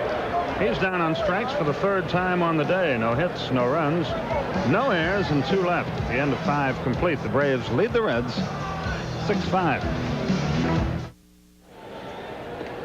We go to the 6th inning. Top of the order will bat for Atlanta against Scott Terry. It will be Washington, Ramirez, and Murphy. Braves lead it, as you see, 6-5. And there's part of the businessman special crowd. That's not nice, young man. Go to your room. Washington has walked, doubled, scored 2 runs, and bounced to short. Did you hear the rumors swirling around the ballpark today before the game? Which one? About the Shotzi show? No. Yeah. I'll tell you about it in a moment. Terry to Washington. Outside, 1 ball, no strikes. The Reds pre- and post-game radio shows with Marty Brenham and Joe Nuxhall only last about an hour each, as it is now. So there is some thought. The 1-0 pitch swung and missed a low fastball. I have a show featuring Schatzy giving its views on world events. The 1-1 pitch. The only problem seems to be both Marty and Joe desperately want to do this show, and so it's causing a little rift between them. The 1-2 got him with another fastball. Boy, you can see why they made a pitcher out of this guy. He can run it up there. Strikeout number 1 for Terry. Rafael Ramirez has had a good day. 2 hits, 2 RBIs, and a run scored. Braves scored all their runs and got 6 of their 9 hits in the first 2 innings off John Denny, who just didn't have it at all today. Ramirez fouls it away, 0-1. Our next NBA action on TBS will be tomorrow night after the Braves game. More of that Milwaukee-Philadelphia war from the Spectra. That's high. 1-1. I think that's Rick Barry and Bill Russell tomorrow night.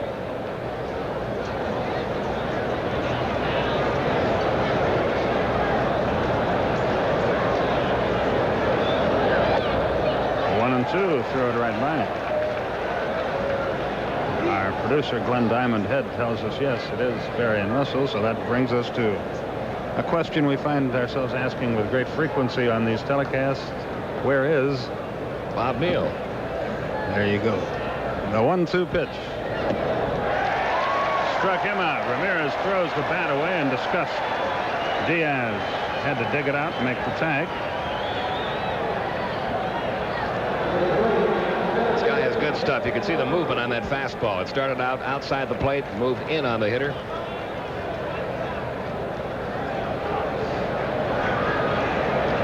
And Dale Murphy, the batter.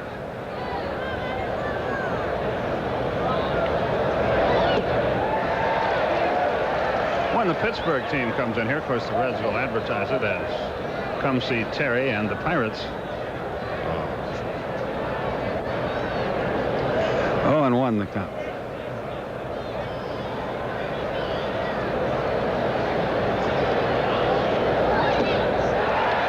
Made him look bad on a slider off the plate, and it's 0-2, and right now he's pitching like Walter Johnson.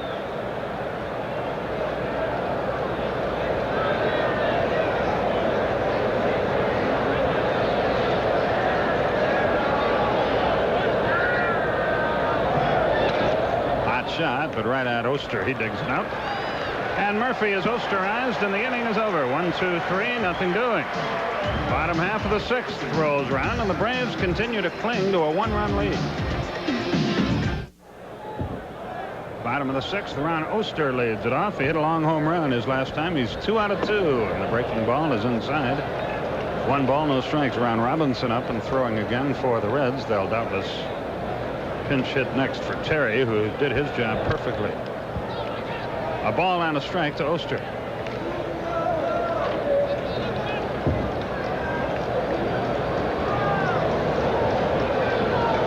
Braves have had only one 1-2-3 inning in the game, and that was when Mailer struck out the side in the 2nd. 2 balls and a strike. I think his pitching performance today is about as peculiar an outing as I've ever seen. Mystifying, really. You would think if you're going to get hit that you wouldn't have all those strikeouts. Meanwhile, McMurtry falls behind 3-1. You hate to see that in a 1-run game. Tying run is on with nobody out. 2nd walk for McMurtry. And Eric Davis is on deck. Let's see if he comes up and hits. He will.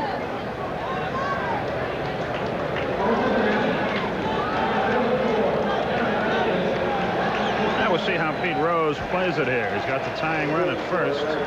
At home with nobody out. Davis Off to an awful start, 194, but with 3 homers, 8 RBI. Terry pitched 3 shutout innings, so he did his job. Oster a lead, throw to first, runner back. Ron Robinson will be the 3rd pitcher of the day for the Reds.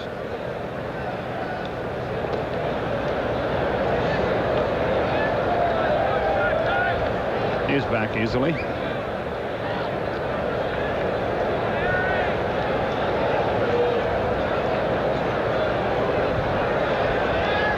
Davis out of Los Angeles waits. High curveball, but high in the strike zone at the letters, 0-1.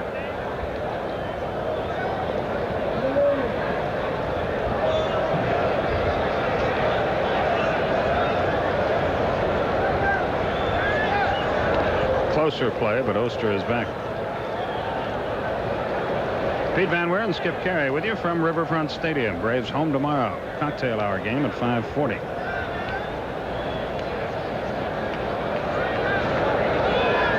Pitch out, nothing happened.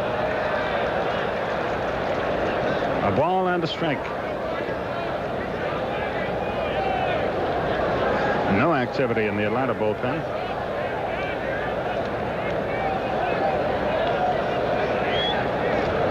Close. Oster's back.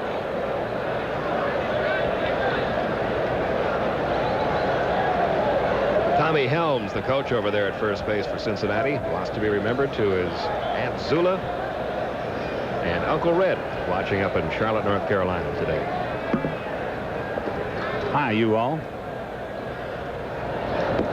Good curveball on the corner.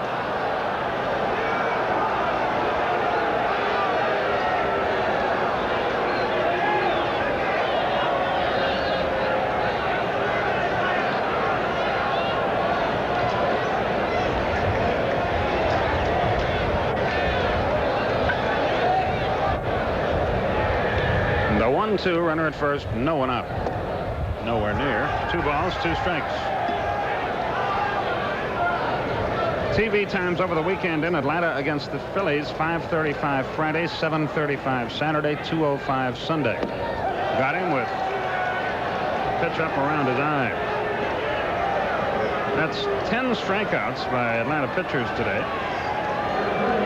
Here's Eddie Milner, who has had a career. He has a single, a stolen base, a triple, 2 RBIs, and he has scored 2 runs. He's 3 out of 3.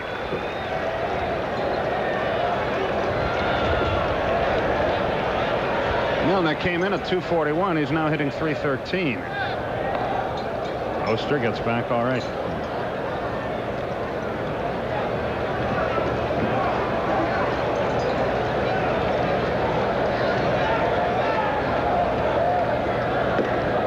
Fastball upstairs. 1 ball, no strikes.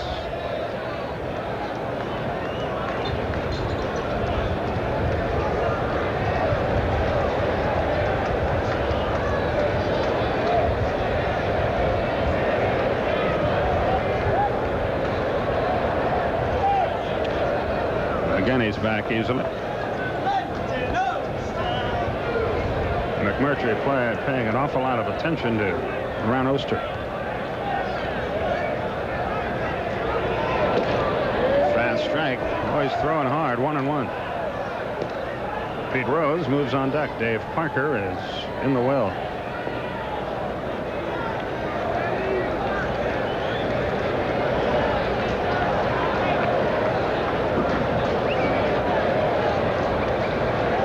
Robinson has concluded his warm-up tosses.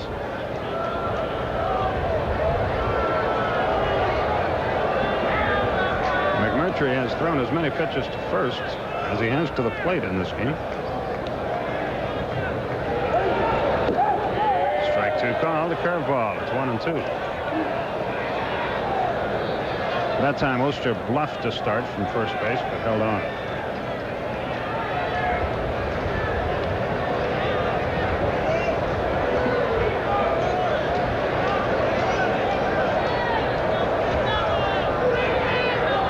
Look out.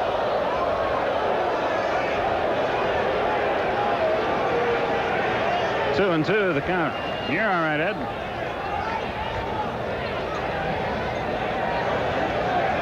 Take another look at the pitch from McMurtry. It was a fastball. Almost got Mr. Milner.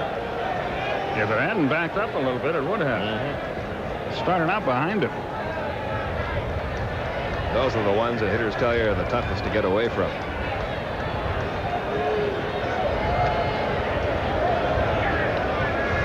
The 2-2.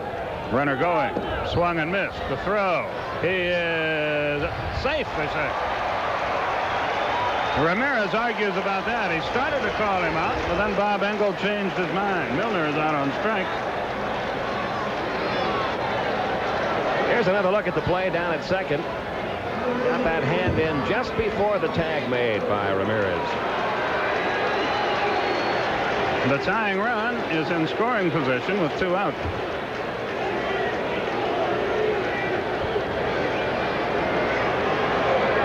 Strikeouts by Brave pitchers. We're in the 6th inning, but they've given up 5 runs. That's foul. Sharply hit, but foul to the left.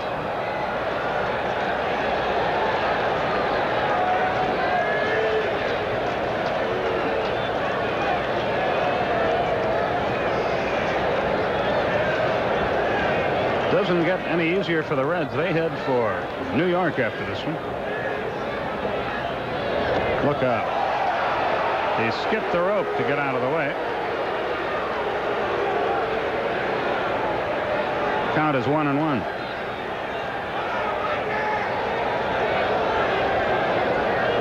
And the only thing Pete Rose concerned about after almost being hit by that pitch, before he got up off the ground, he asked Paul Runge to check the baseball, which had already been returned to Craig McMurtry. McMurtry flipped it in and Runge threw it out. So Rose always thinking about the edge.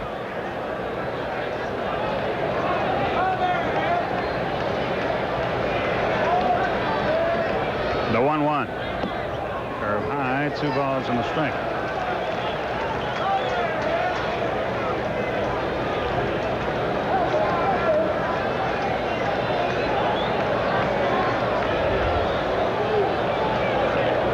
Rose is 0 for 2 today, but he has 2 RBIs, 1 on a sacrifice fly, 1 on an infield out. Corner, 2-2.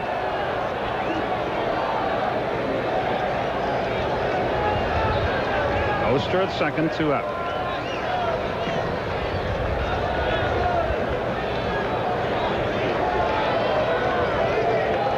And the 2-2 to Rose. Nowhere near. 3-2. He's got Dave Parker next.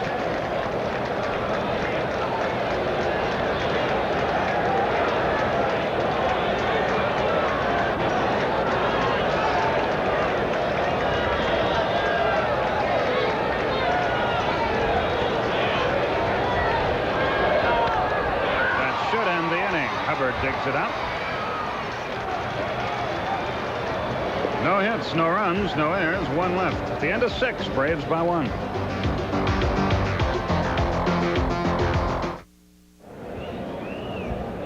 Ron Robinson is off to a heck of a start, as you see.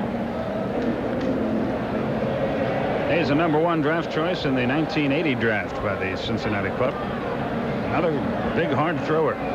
He'll face Chambliss, Harper, and Oberkfell in the Atlanta 7th. A little insurance couldn't hurt. The Braves cling to a 6-5 lead. Since replacing Bob Horner, Chambliss has walked and singled. Horner hit a solo home run on his only trip, then injured his wrist. Not seriously, according to Braves trainer Dave Pursley. So Robinson ready to go to work.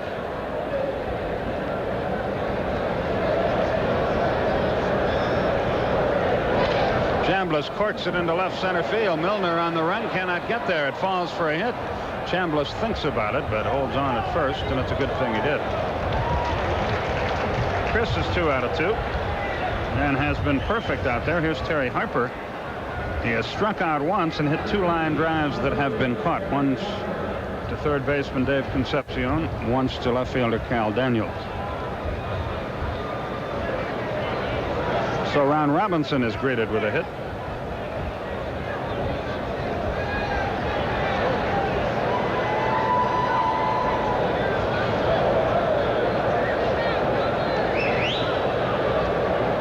Harper waits. 1 ball, no strikes.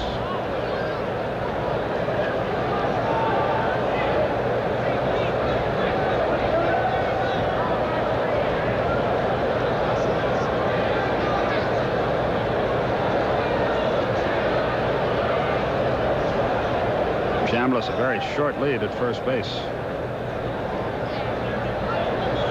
They throw over there anyway.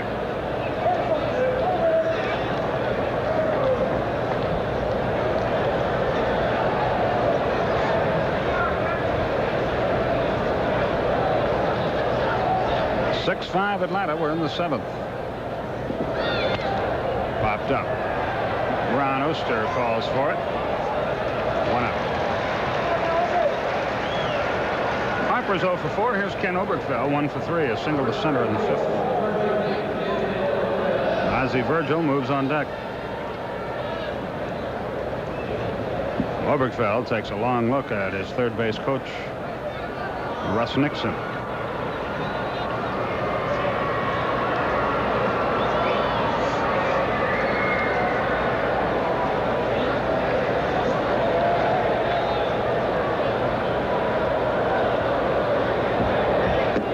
Because of that long look, the Reds pitch out, nothing happening, and that makes the hit and run more of a possibility now.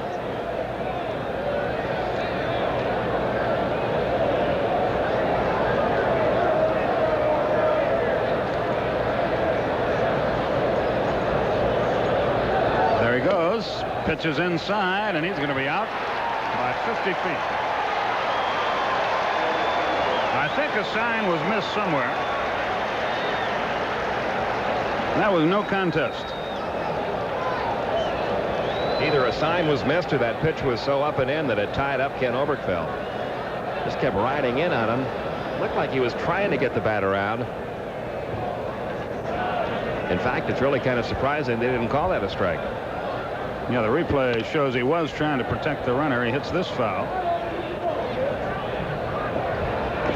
I think umpires get screened on that play. Out of the corner of their eye, they see the runner breaking. The catcher's coming up from his crouch. And Paul probably simply didn't see it.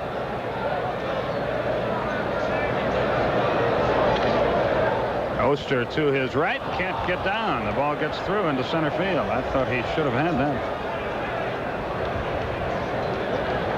Second hit of the inning, 11th of the game for Atlanta, and Ozzie Virgil the batter. He's 0 for 3. A bit surprising to see Oster not at least get a glove on this ball.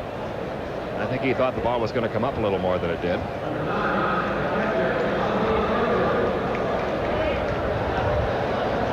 Virgil has kept the third and first baseman busy today. He's bounced to third, popped to first, popped to third.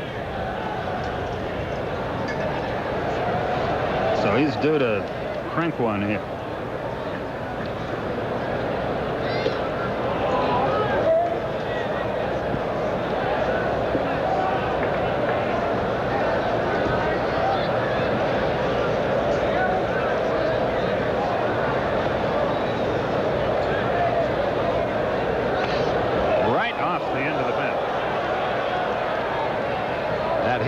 Shot. The president of the Cincinnati Reds. Batter on the left shoulder.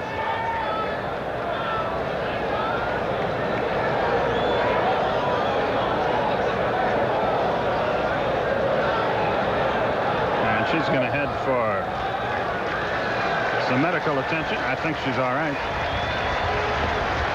2 balls and a strike.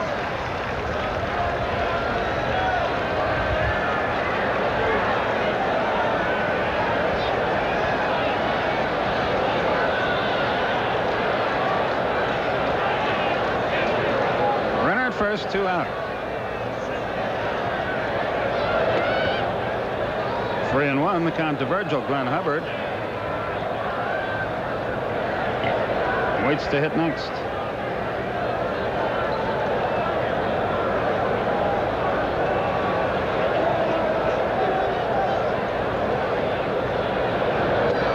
He walked him, so 2 are on with 2 out.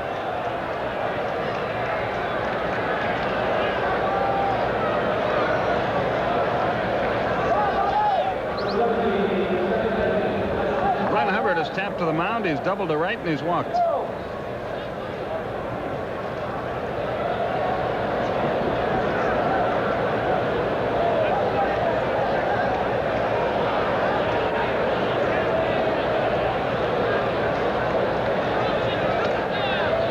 Fast strike at the letters, outside edge, 0-1.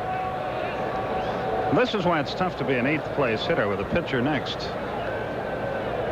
You got to widen your strike zone a little bit and try to drive one somewhere. Paul Ossenmacher starts to throw for Atlanta. That's outside, and it's 1-1.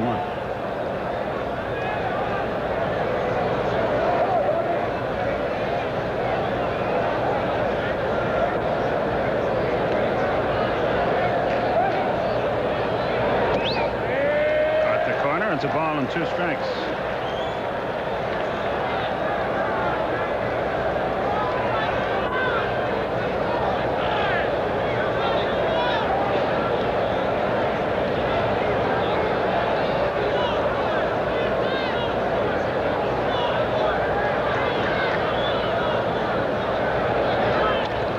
On the ground to third. Concepcion to first, and the threat is history. Braves got 2 hits and a walk in the inning, but failed to score. We go to the bottom of the 7th with your score: Atlanta 6 and the Reds 5. The 3, 4, and 5 hitters for the Reds here in the bottom of the 7th: Parker, Daniels, and Concepcion. Braves lead it by 1.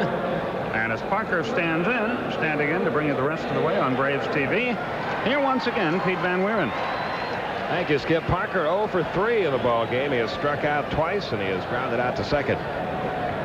He has not seen eye to eye with Paul Runge on some of the strike calls during his at-bats.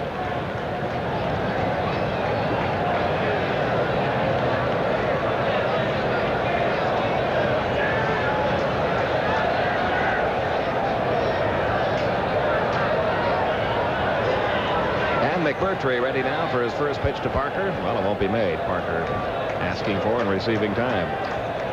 Kroger is at 48 7/8, up an 8 today. Active trading. Out of play. That's part of the business day special here at Riverfront. They post stock prices on the board.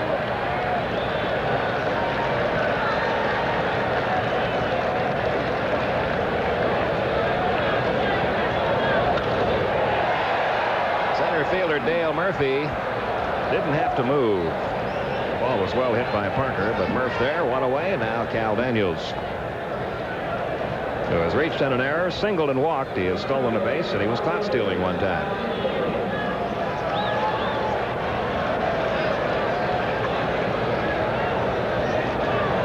(6-5) Atlanta, bottom half of the 7th. The Braves had a 6-1 lead in the 2nd inning, but the Reds have battled back. And 1 on Cal Daniels.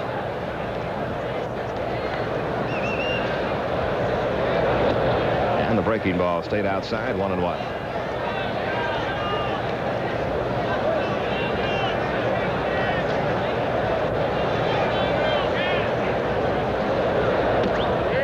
Drops in for a strike, a ball and 2 strikes now on Daniels. Dave Concepcion on deck. Reds have won only 2 games at home this year. They're 2-11 at Riverfront. The curve is hit high in the air, straight away center field. Murphy will have no problem with that one. 2 men down.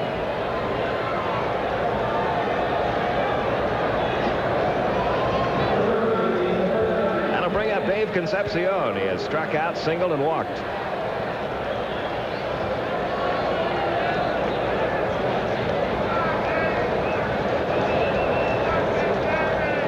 McMurtry's pitch on the way, just missed outside. Joe Johnson goes against Kevin Gross tomorrow night. We'll have it for you on the Superstation, 5:35 Eastern Time. 2-0, the count now in Concepcion. Rick Mailer worked 4 1/3 innings, had a very odd game. Gave up 5 runs, 8 hits, struck out 8. McMurtry has been in there since. And he falls behind 3-0 on Concepcion.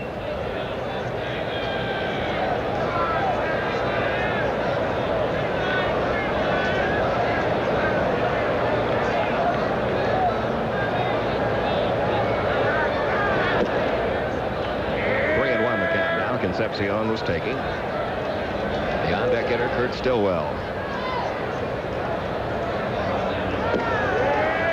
That fills it 3-2. Concepcion thought it was ball 4. Almost got hit by the return throw from Ozzie Virgil as he headed down toward first.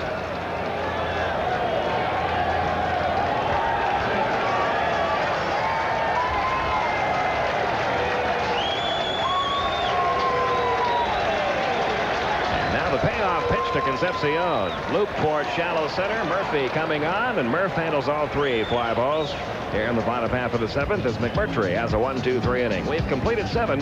The Braves still holding on to that 1-run lead.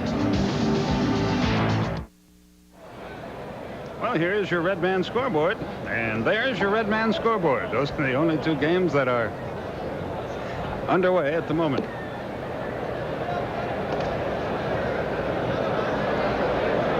Limited schedule today. And Bard's shot's okay. She's back in her box seat after being struck by that foul ball off the bat of Ozzie Virgil. Greg McMurtry will bat for himself to lead off the 8th inning. He's been up twice this year without a hit.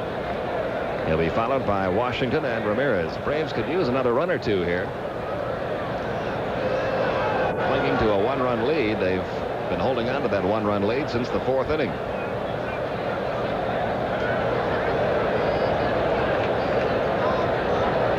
Ron Robinson working his 2nd inning for the Reds. And he misses high, ball 1. He is the only Reds pitcher to pick up a win in relief this year. Who's that fella sitting next to Mrs. Shot?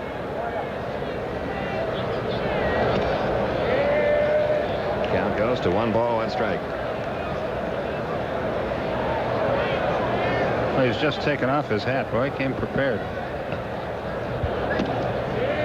It goes to 1-2. Well, I see who you mean. He's got a hat, batting helmet that holds 2 cans of soft drink or beer or whatever. And that's all for McMurtry.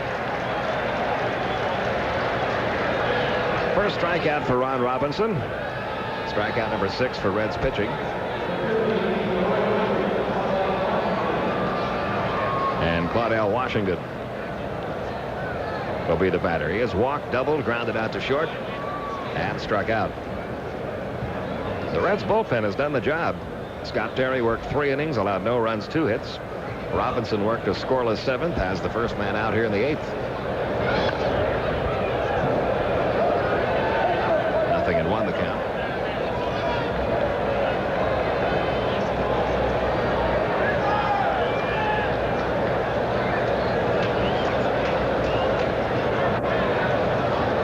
Now the 0-1 pitch. Missing high, 1 ball, 1 strike.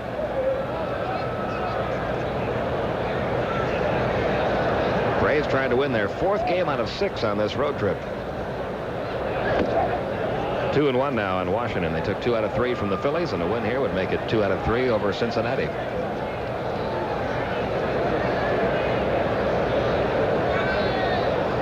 Here's the 2-1 delivery. That one's popped up. Third base side. Dave Concepcion battling the sun. He had a tough time with that one. It was in foul territory when he made the catch. There are 2 down.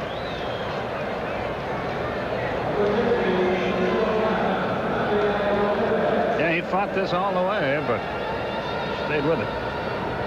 So now with 2 away, Rafael Ramirez steps in. He has singled, doubled, popped to second, and struck out. He's driven in 2 runs. He now has 11 RBIs on the year.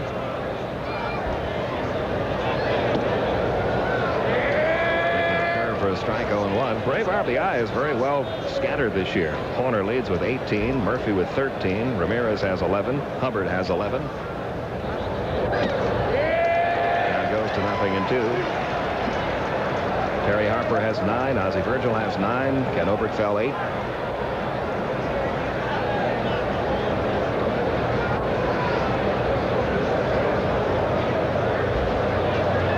A 2-strike pitch on the way, missing high, 1-2.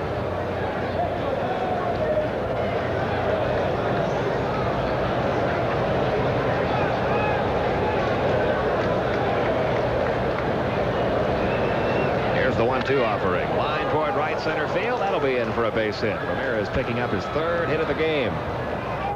Hit number 3 off Ron Robinson. Dave Parker juggled that ball in right field. Ramirez thought about it for a moment, and Parker just dared him to.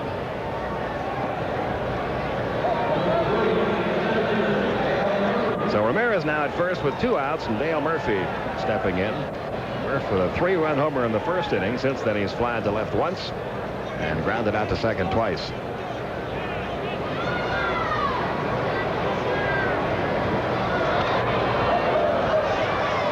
to play 0-1.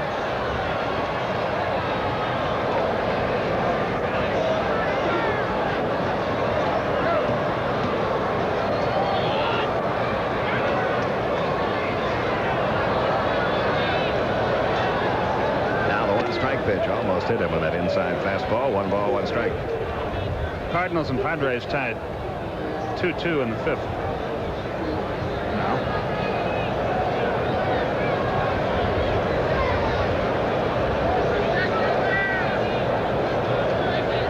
Here's the look in the pitch. He tried to check the swing, went around. It's 1-2.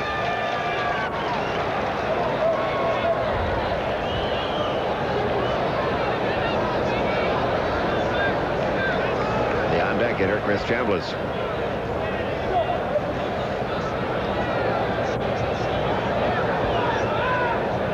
Ramirez going on the 1-2. They're pitching out. The throw down is still not going to get him. Ron Robinson almost totally ignored Ramirez that time. He had a huge jump. Diaz really had no chance. And Rafael Ramirez in easily with his 4th stolen base of the season. See, he's got a very deliberate motion, but he never even looked, as the replay clearly indicates. He never even glanced at Rafael. Perfect throw doesn't happen. So now Ramirez, who's stolen only 2 bases all of last season, has doubled that. It's only the 8th day of May. And he's in scoring position now with a count of 2-2 on Murphy.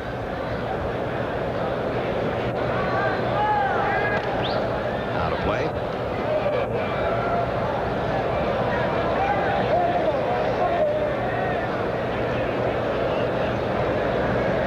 Scored early in the game. 4 runs in the first, 2 in the second. The Reds had 1 in the first, 3 in the third, 1 in the fourth. They've been scoreless since that 4th inning.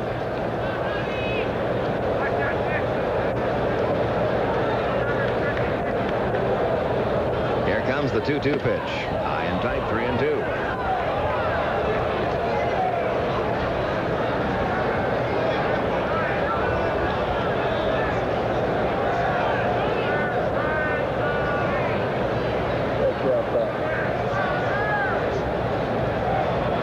Robinson's payoff pitch on the way, and Murphy swings and drills one deep left field. Daniels takes a look. It is way out of here. Dale Murphy's 2nd home run of the game, and the Braves open up a 3-run lead.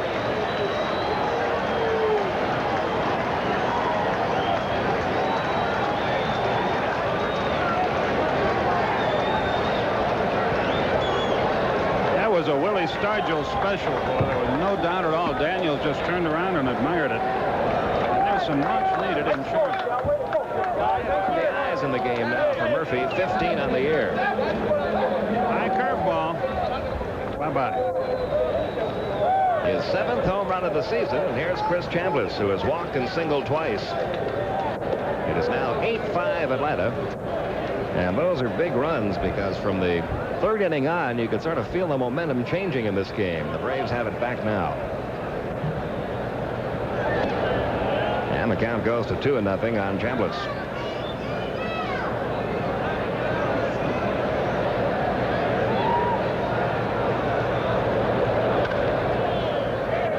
That's a foul ball. 2-1. Murphy now tied for the National League home run lead. Andre Dawson of Montreal, Mike Marshall of the Dodgers. And now Dale Murphy of Atlanta with 7 homers.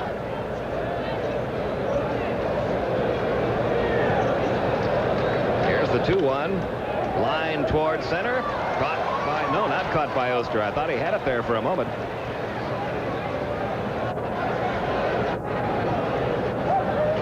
And Chris Chambliss continues his amazing hitting this year. That is his 3rd hit in this game. He's 3 for 3 in the game, and now 11 for 20 on the year, a .550 batting average.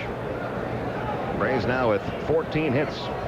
in the game, and they've lit up Ron Robinson for 5 hits and 2 runs. Terry Harper hitless today. He has struck out, line to third, fly to left, pop to second. You know, when you see a ball hit in an area and you see a fielder lunge for it and close the glove,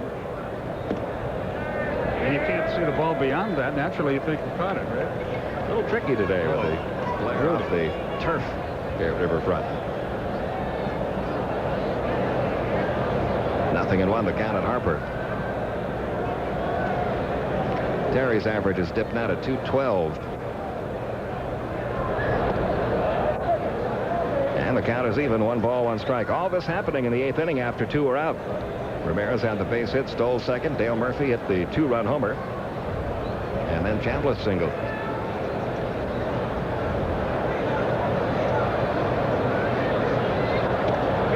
Curveball in for a strike, 1 and 2.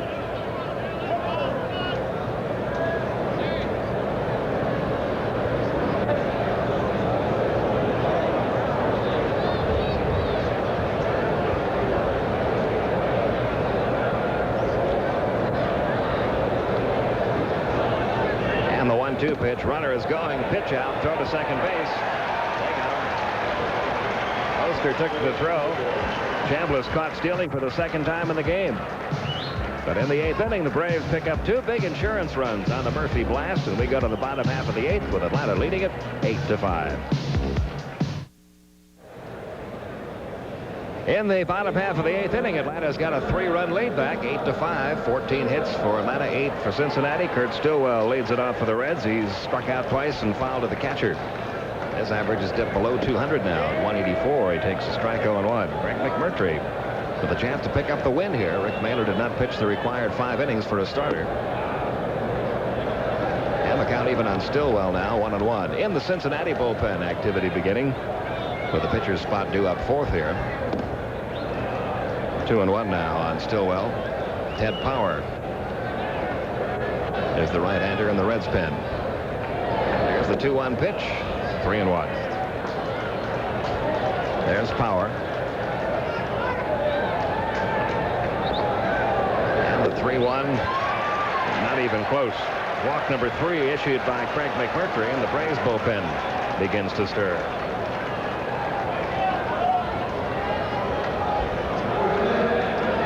Catcher Bo Diaz has struck out 3 times today.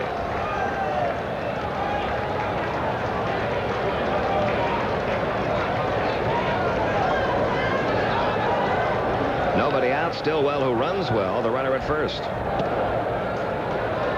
Blown away, ball 1. In the Atlanta bullpen, right-hander Gene Garber, left-hander Paul Ossenmacher.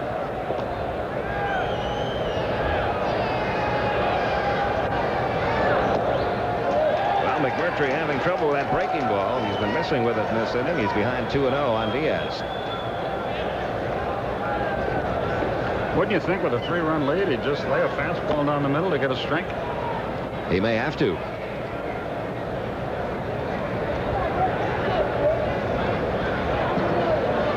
That is something that will drive a manager crazy when you have a lead and you start walking people. He missed with a fastball. 3-0.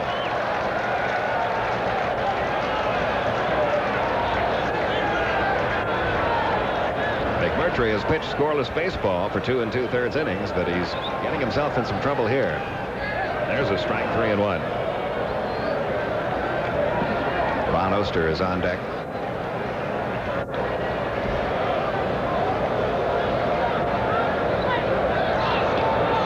Stillwell back safely.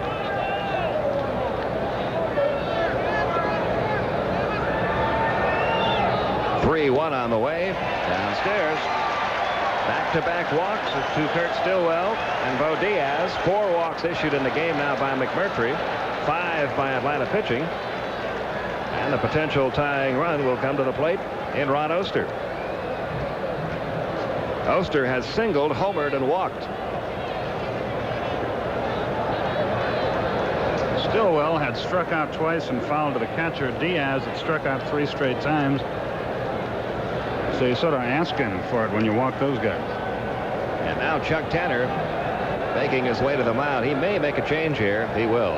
He's going to bring on the left-hander, Paul Ossenmacher. So Craig McMurtry, who has a chance to be the winning pitcher here, will be lifted after working 2 2/3 innings. He has not allowed a hit, but his control gets him in trouble here in the 8th inning. 4 walks altogether for McMurtry and 3 strikeouts. Paul Ossenmacher will be coming on. Ron Oster will turn around and bat right-handed against Ossenmacher. And we'll be back right after these words. Rookie left-hander Paul Ossenmacher making his 12th appearance of the season. He's pitched very well in relief for Atlanta this year. There you see his record and the rest of his numbers. He'll be facing Ron Oster, who is a switch hitter but is a much better left-handed hitter. Oster came into the game today batting .255 lefty, .065 right-handed. He's been up 31 times as a right-hand batter, has only 2 hits this year. So this gets Oster turned around to his weaker side. There's nobody out in the inning. Runners are at first and second. Braves leading at 8-5 here in the bottom half of the 8th inning.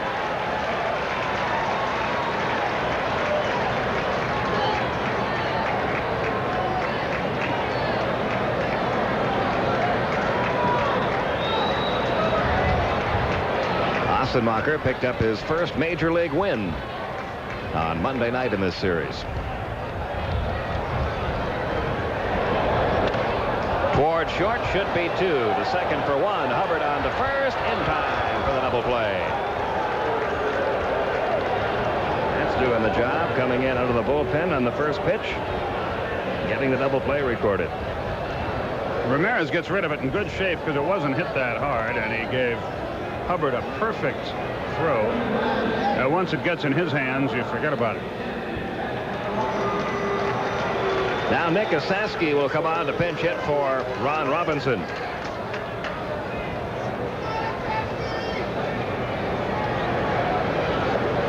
Osaski really has been having his problems of late. He's batting just .164 with 3 home runs, 6 RBIs.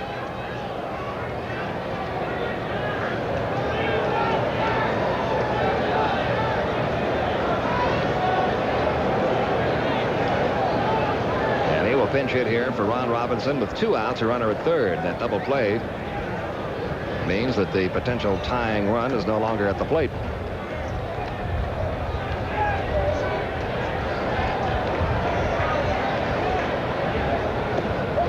He tried to check his swing, went around, 0-1.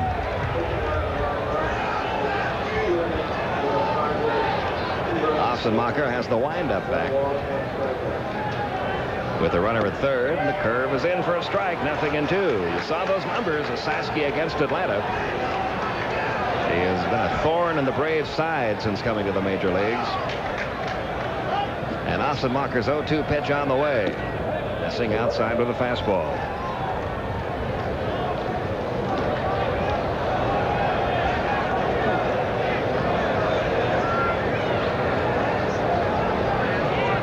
Now the 1-2 coming. Strike 3 call. Fastball caught the inside corner. And what a job of relief pitching by Paul Ossenmacher. A double play ball and a strikeout, and the inning is over. We go to the 9th. Braves lead it by 3. Ted Power becomes the 4th pitcher to work today for Cincinnati. He makes his 11th appearance of the season, and he has had all sorts of problems this year. He has just not been able to get back in that groove. An ERA of over 6, a record of 0-3. He was the losing pitcher here on Monday night when he gave up the long home run to Bob Horner.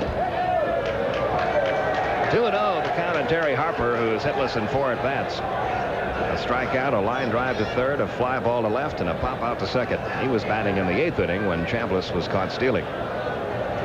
8-5 Atlanta, top of the 9th.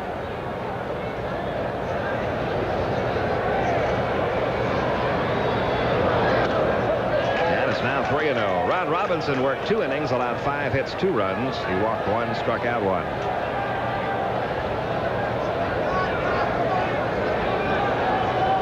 Pete Rose trying to maintain his confidence in Ted Power.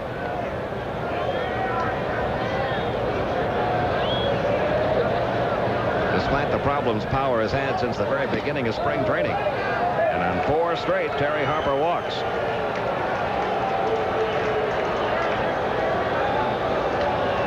Power issuing his first walk, and that's 5 walks off Cincinnati pitching. Ken Oberkfell will be the batter. He's 2 for 4. And Pete Rose over to talk to Ted Power after walking the leadoff hitter. It's really been an amazing story, Skip. Ted Power, one of the most active relief pitchers in the National League last year, a real closer for the Reds. Just can't seem to get the job done at all this year. He was the relief pitcher of the month in September. Had 27 saves for the Reds. And it's Pearl Harbor every time he pitches this year. He has really been hit hard. It began in spring training. The Braves had a couple of big rallies against Power in spring training, and it continued into the regular season. Looping fly ball to left field. Cal Daniels is there. He's got it. 1 down. That'll bring up Ozzie Virgil, who has grounded out once, fouled out twice, and walked. He's 0 for 3.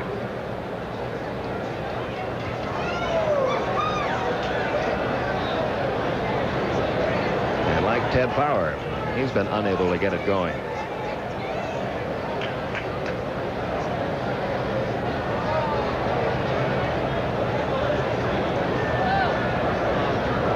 Stepping off. Paid attendance this afternoon, 16,621.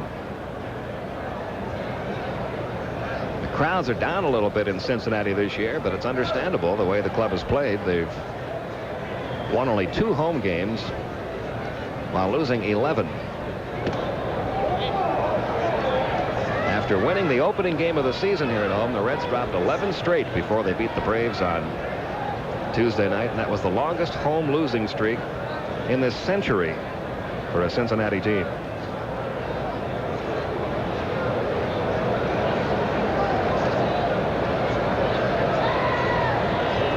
Here's the 1-0 to Virgil. Fly ball left field. Daniels going back, still going back, and there's another home run given up by Ted Power.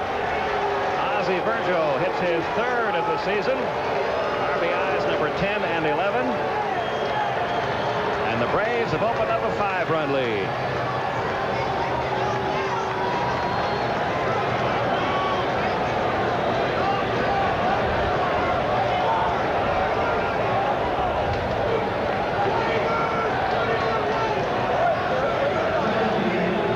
Fastball fell high right in the heart of the plate. And he ripped it. Now Glenn Hubbard taking high, ball 1. Braves playing a little long ball here today. Dale Murphy has hit 2 homers. Bob Horner has hit 1. Now Ozzie Virgil has struck. It's 10-5 Atlanta. Hubbard chased a bad pitch, and he knows it. 1 ball, 1 strike. When that ball went over the left field fence, Ted Power pounded his right fist into his glove. Totally frustrated. 1-2 the count.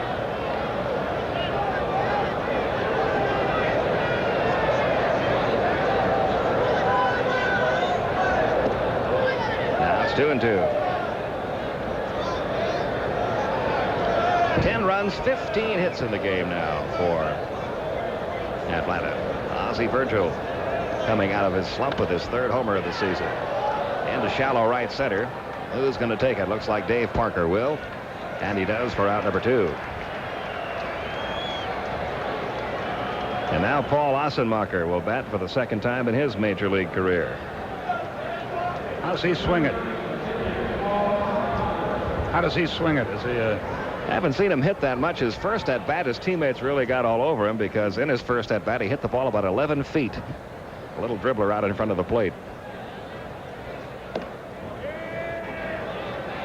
And he knew he was going to hear it from his teammates when he got back to the dugout, and he was chuckling all the way.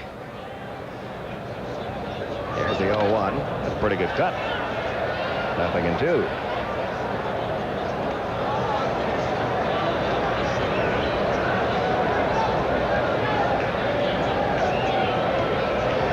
Two outs in the inning. 10-5 Atlanta. The 0-2 pitch. Bouncing ball back to the pitcher. Well, he hit it about 60 feet this time. He's getting there. That's all for Atlanta in the 9th inning. But the Braves pick up 2 more on the Ozzie Virgil homer. We go to the bottom of the 9th. Braves up by 5. Kevin Gross against Joe Johnson. 5:40 game tomorrow night at Atlanta Fulton County Stadium.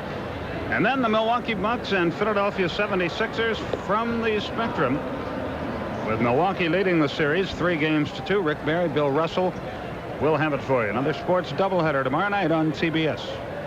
And we go to the bottom half of the 9th inning. Paul Ossenmacher, who is eligible for a save here, trying to save it for Craig McMurtry. Tracy Jones will pinch hit for Eddie Milner to open up the 9th. Jones, a right-hand hitter, batting .314, no homers, 3 RBIs. Very good-looking youngster. And Ossenmacher's first pitch to him is taken low, ball 1. Pete Rose has got to like the attitude of Tracy Jones. After the Reds broke their 9-game losing streak on Tuesday night, they had champagne in the clubhouse. And the veteran players were acting like they had won a playoff game. And Tracy Jones asked for a comment, said, "I don't think this is any big deal. We've only won 1 game. We're still 10 games under. Let's win a few more." I think that's the kind of attitude Pete Rose appreciates. 1-2 the count. Paul Ossenmacher, who got out of a big jam in the 8th inning, now has a little bit more of a pad to work with, a 5-run lead. This could turn out to be quite a series for Paul Ossenmacher. He got his first win of the season here on Monday night. Now he tries for his first save of his career in the major leagues. And he broke his first bat when he hit. It's full 3-2 now on Tracy Jones. Pete Rose on deck. Then Dave Parker. A lot of left-hand hitters do up. Of course, Rose a switch hitter, but Parker and Daniels, who follow him, both bat lefty. 3-2 pitch, fouled away.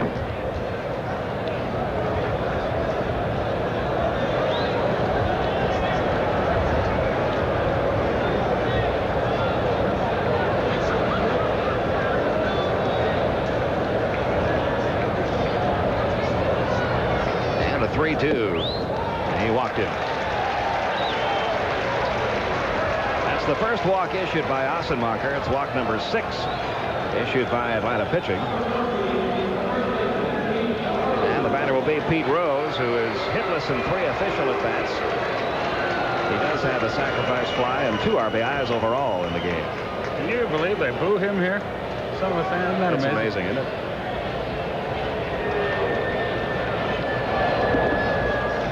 Ball 1 the count on Rose.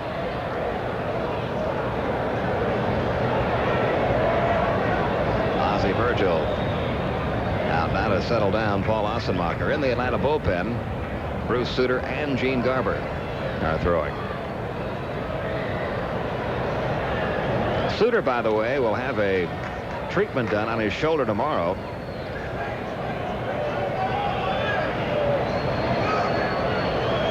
It's not any kind of surgery or anything like that. It's just a check of the nerve system in the shoulder. Will not sideline him at all. 1-1 the count on Pete Rose.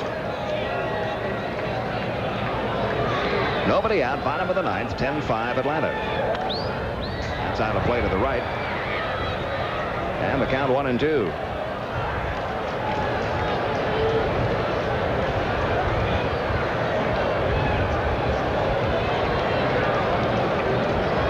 Jones at first, not being held by Chambliss. And the 1-2 pitch to Rhodes. Strike 3 called on the inside corner. Ossenmacher records his second strikeout. And Pete Rose, unbelievably, here's more boos as he heads to the Cincinnati dugout. He just smoked him a fastball over the inside corner. Pete couldn't pull the trigger. Not that many fans booed, but that anyone would hear. It's like booing a national monument. Now Dave Parker, who's hitless in 4 at-bats today. 2 strikeouts, a ground out to second, and a fly ball to center. He had hit safely in 5 straight games coming into this one.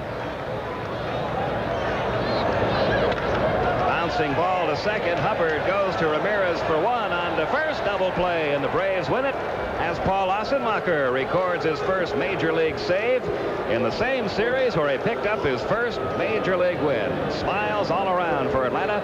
The Braves have taken 2 out of 3 from the Reds, and we'll be back with a wrap-up right after this.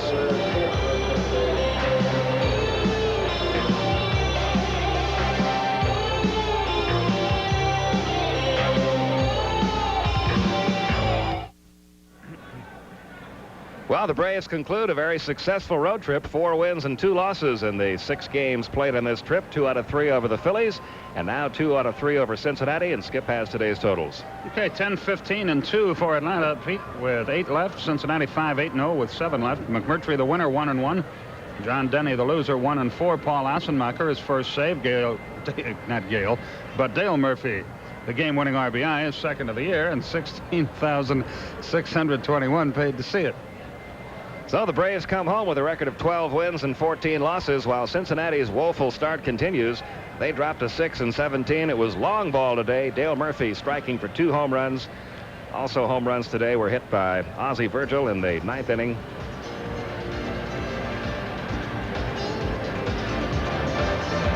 And Bob Horner in the 1st inning. Just waiting for the picture to come up. I think we better get out of here. We'll see you tomorrow night from Atlanta when the Philadelphia Phillies are in town, 5:35 Eastern Time. Stay tuned now, youngsters, for Bugs Bunny and Friends. For Skip Carey, Ernie Johnson, John Sterling, and our entire TBS crew, that's all, folks.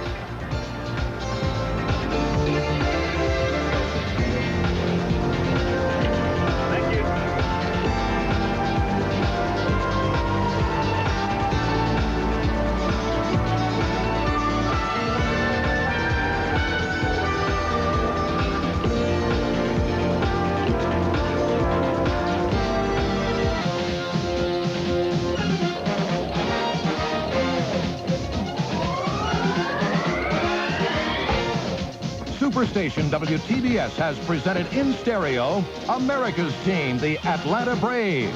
Atlanta Braves baseball has been brought to you by Budweiser. Beechwood aged for that clean, crisp taste. This Bud's for you. By Delta, the official airline of the Atlanta Braves. Delta gets you there. By the Coca-Cola Company and your local bottler of Coke and Coca-Cola Classic. By your Toyota dealer and the Toyota Celica. Performance and style that'll make you look real good. Who could ask for anything more? And by Canon. So advanced, Canon is the world's leader in 35mm photography. By CNN, the world's most important network, and a proud sponsor of the 1986 Goodwill Games. And by Headline News, around the world every 30 minutes. Get the headline habit. Atlanta Braves Baseball is a production of TBS Sports.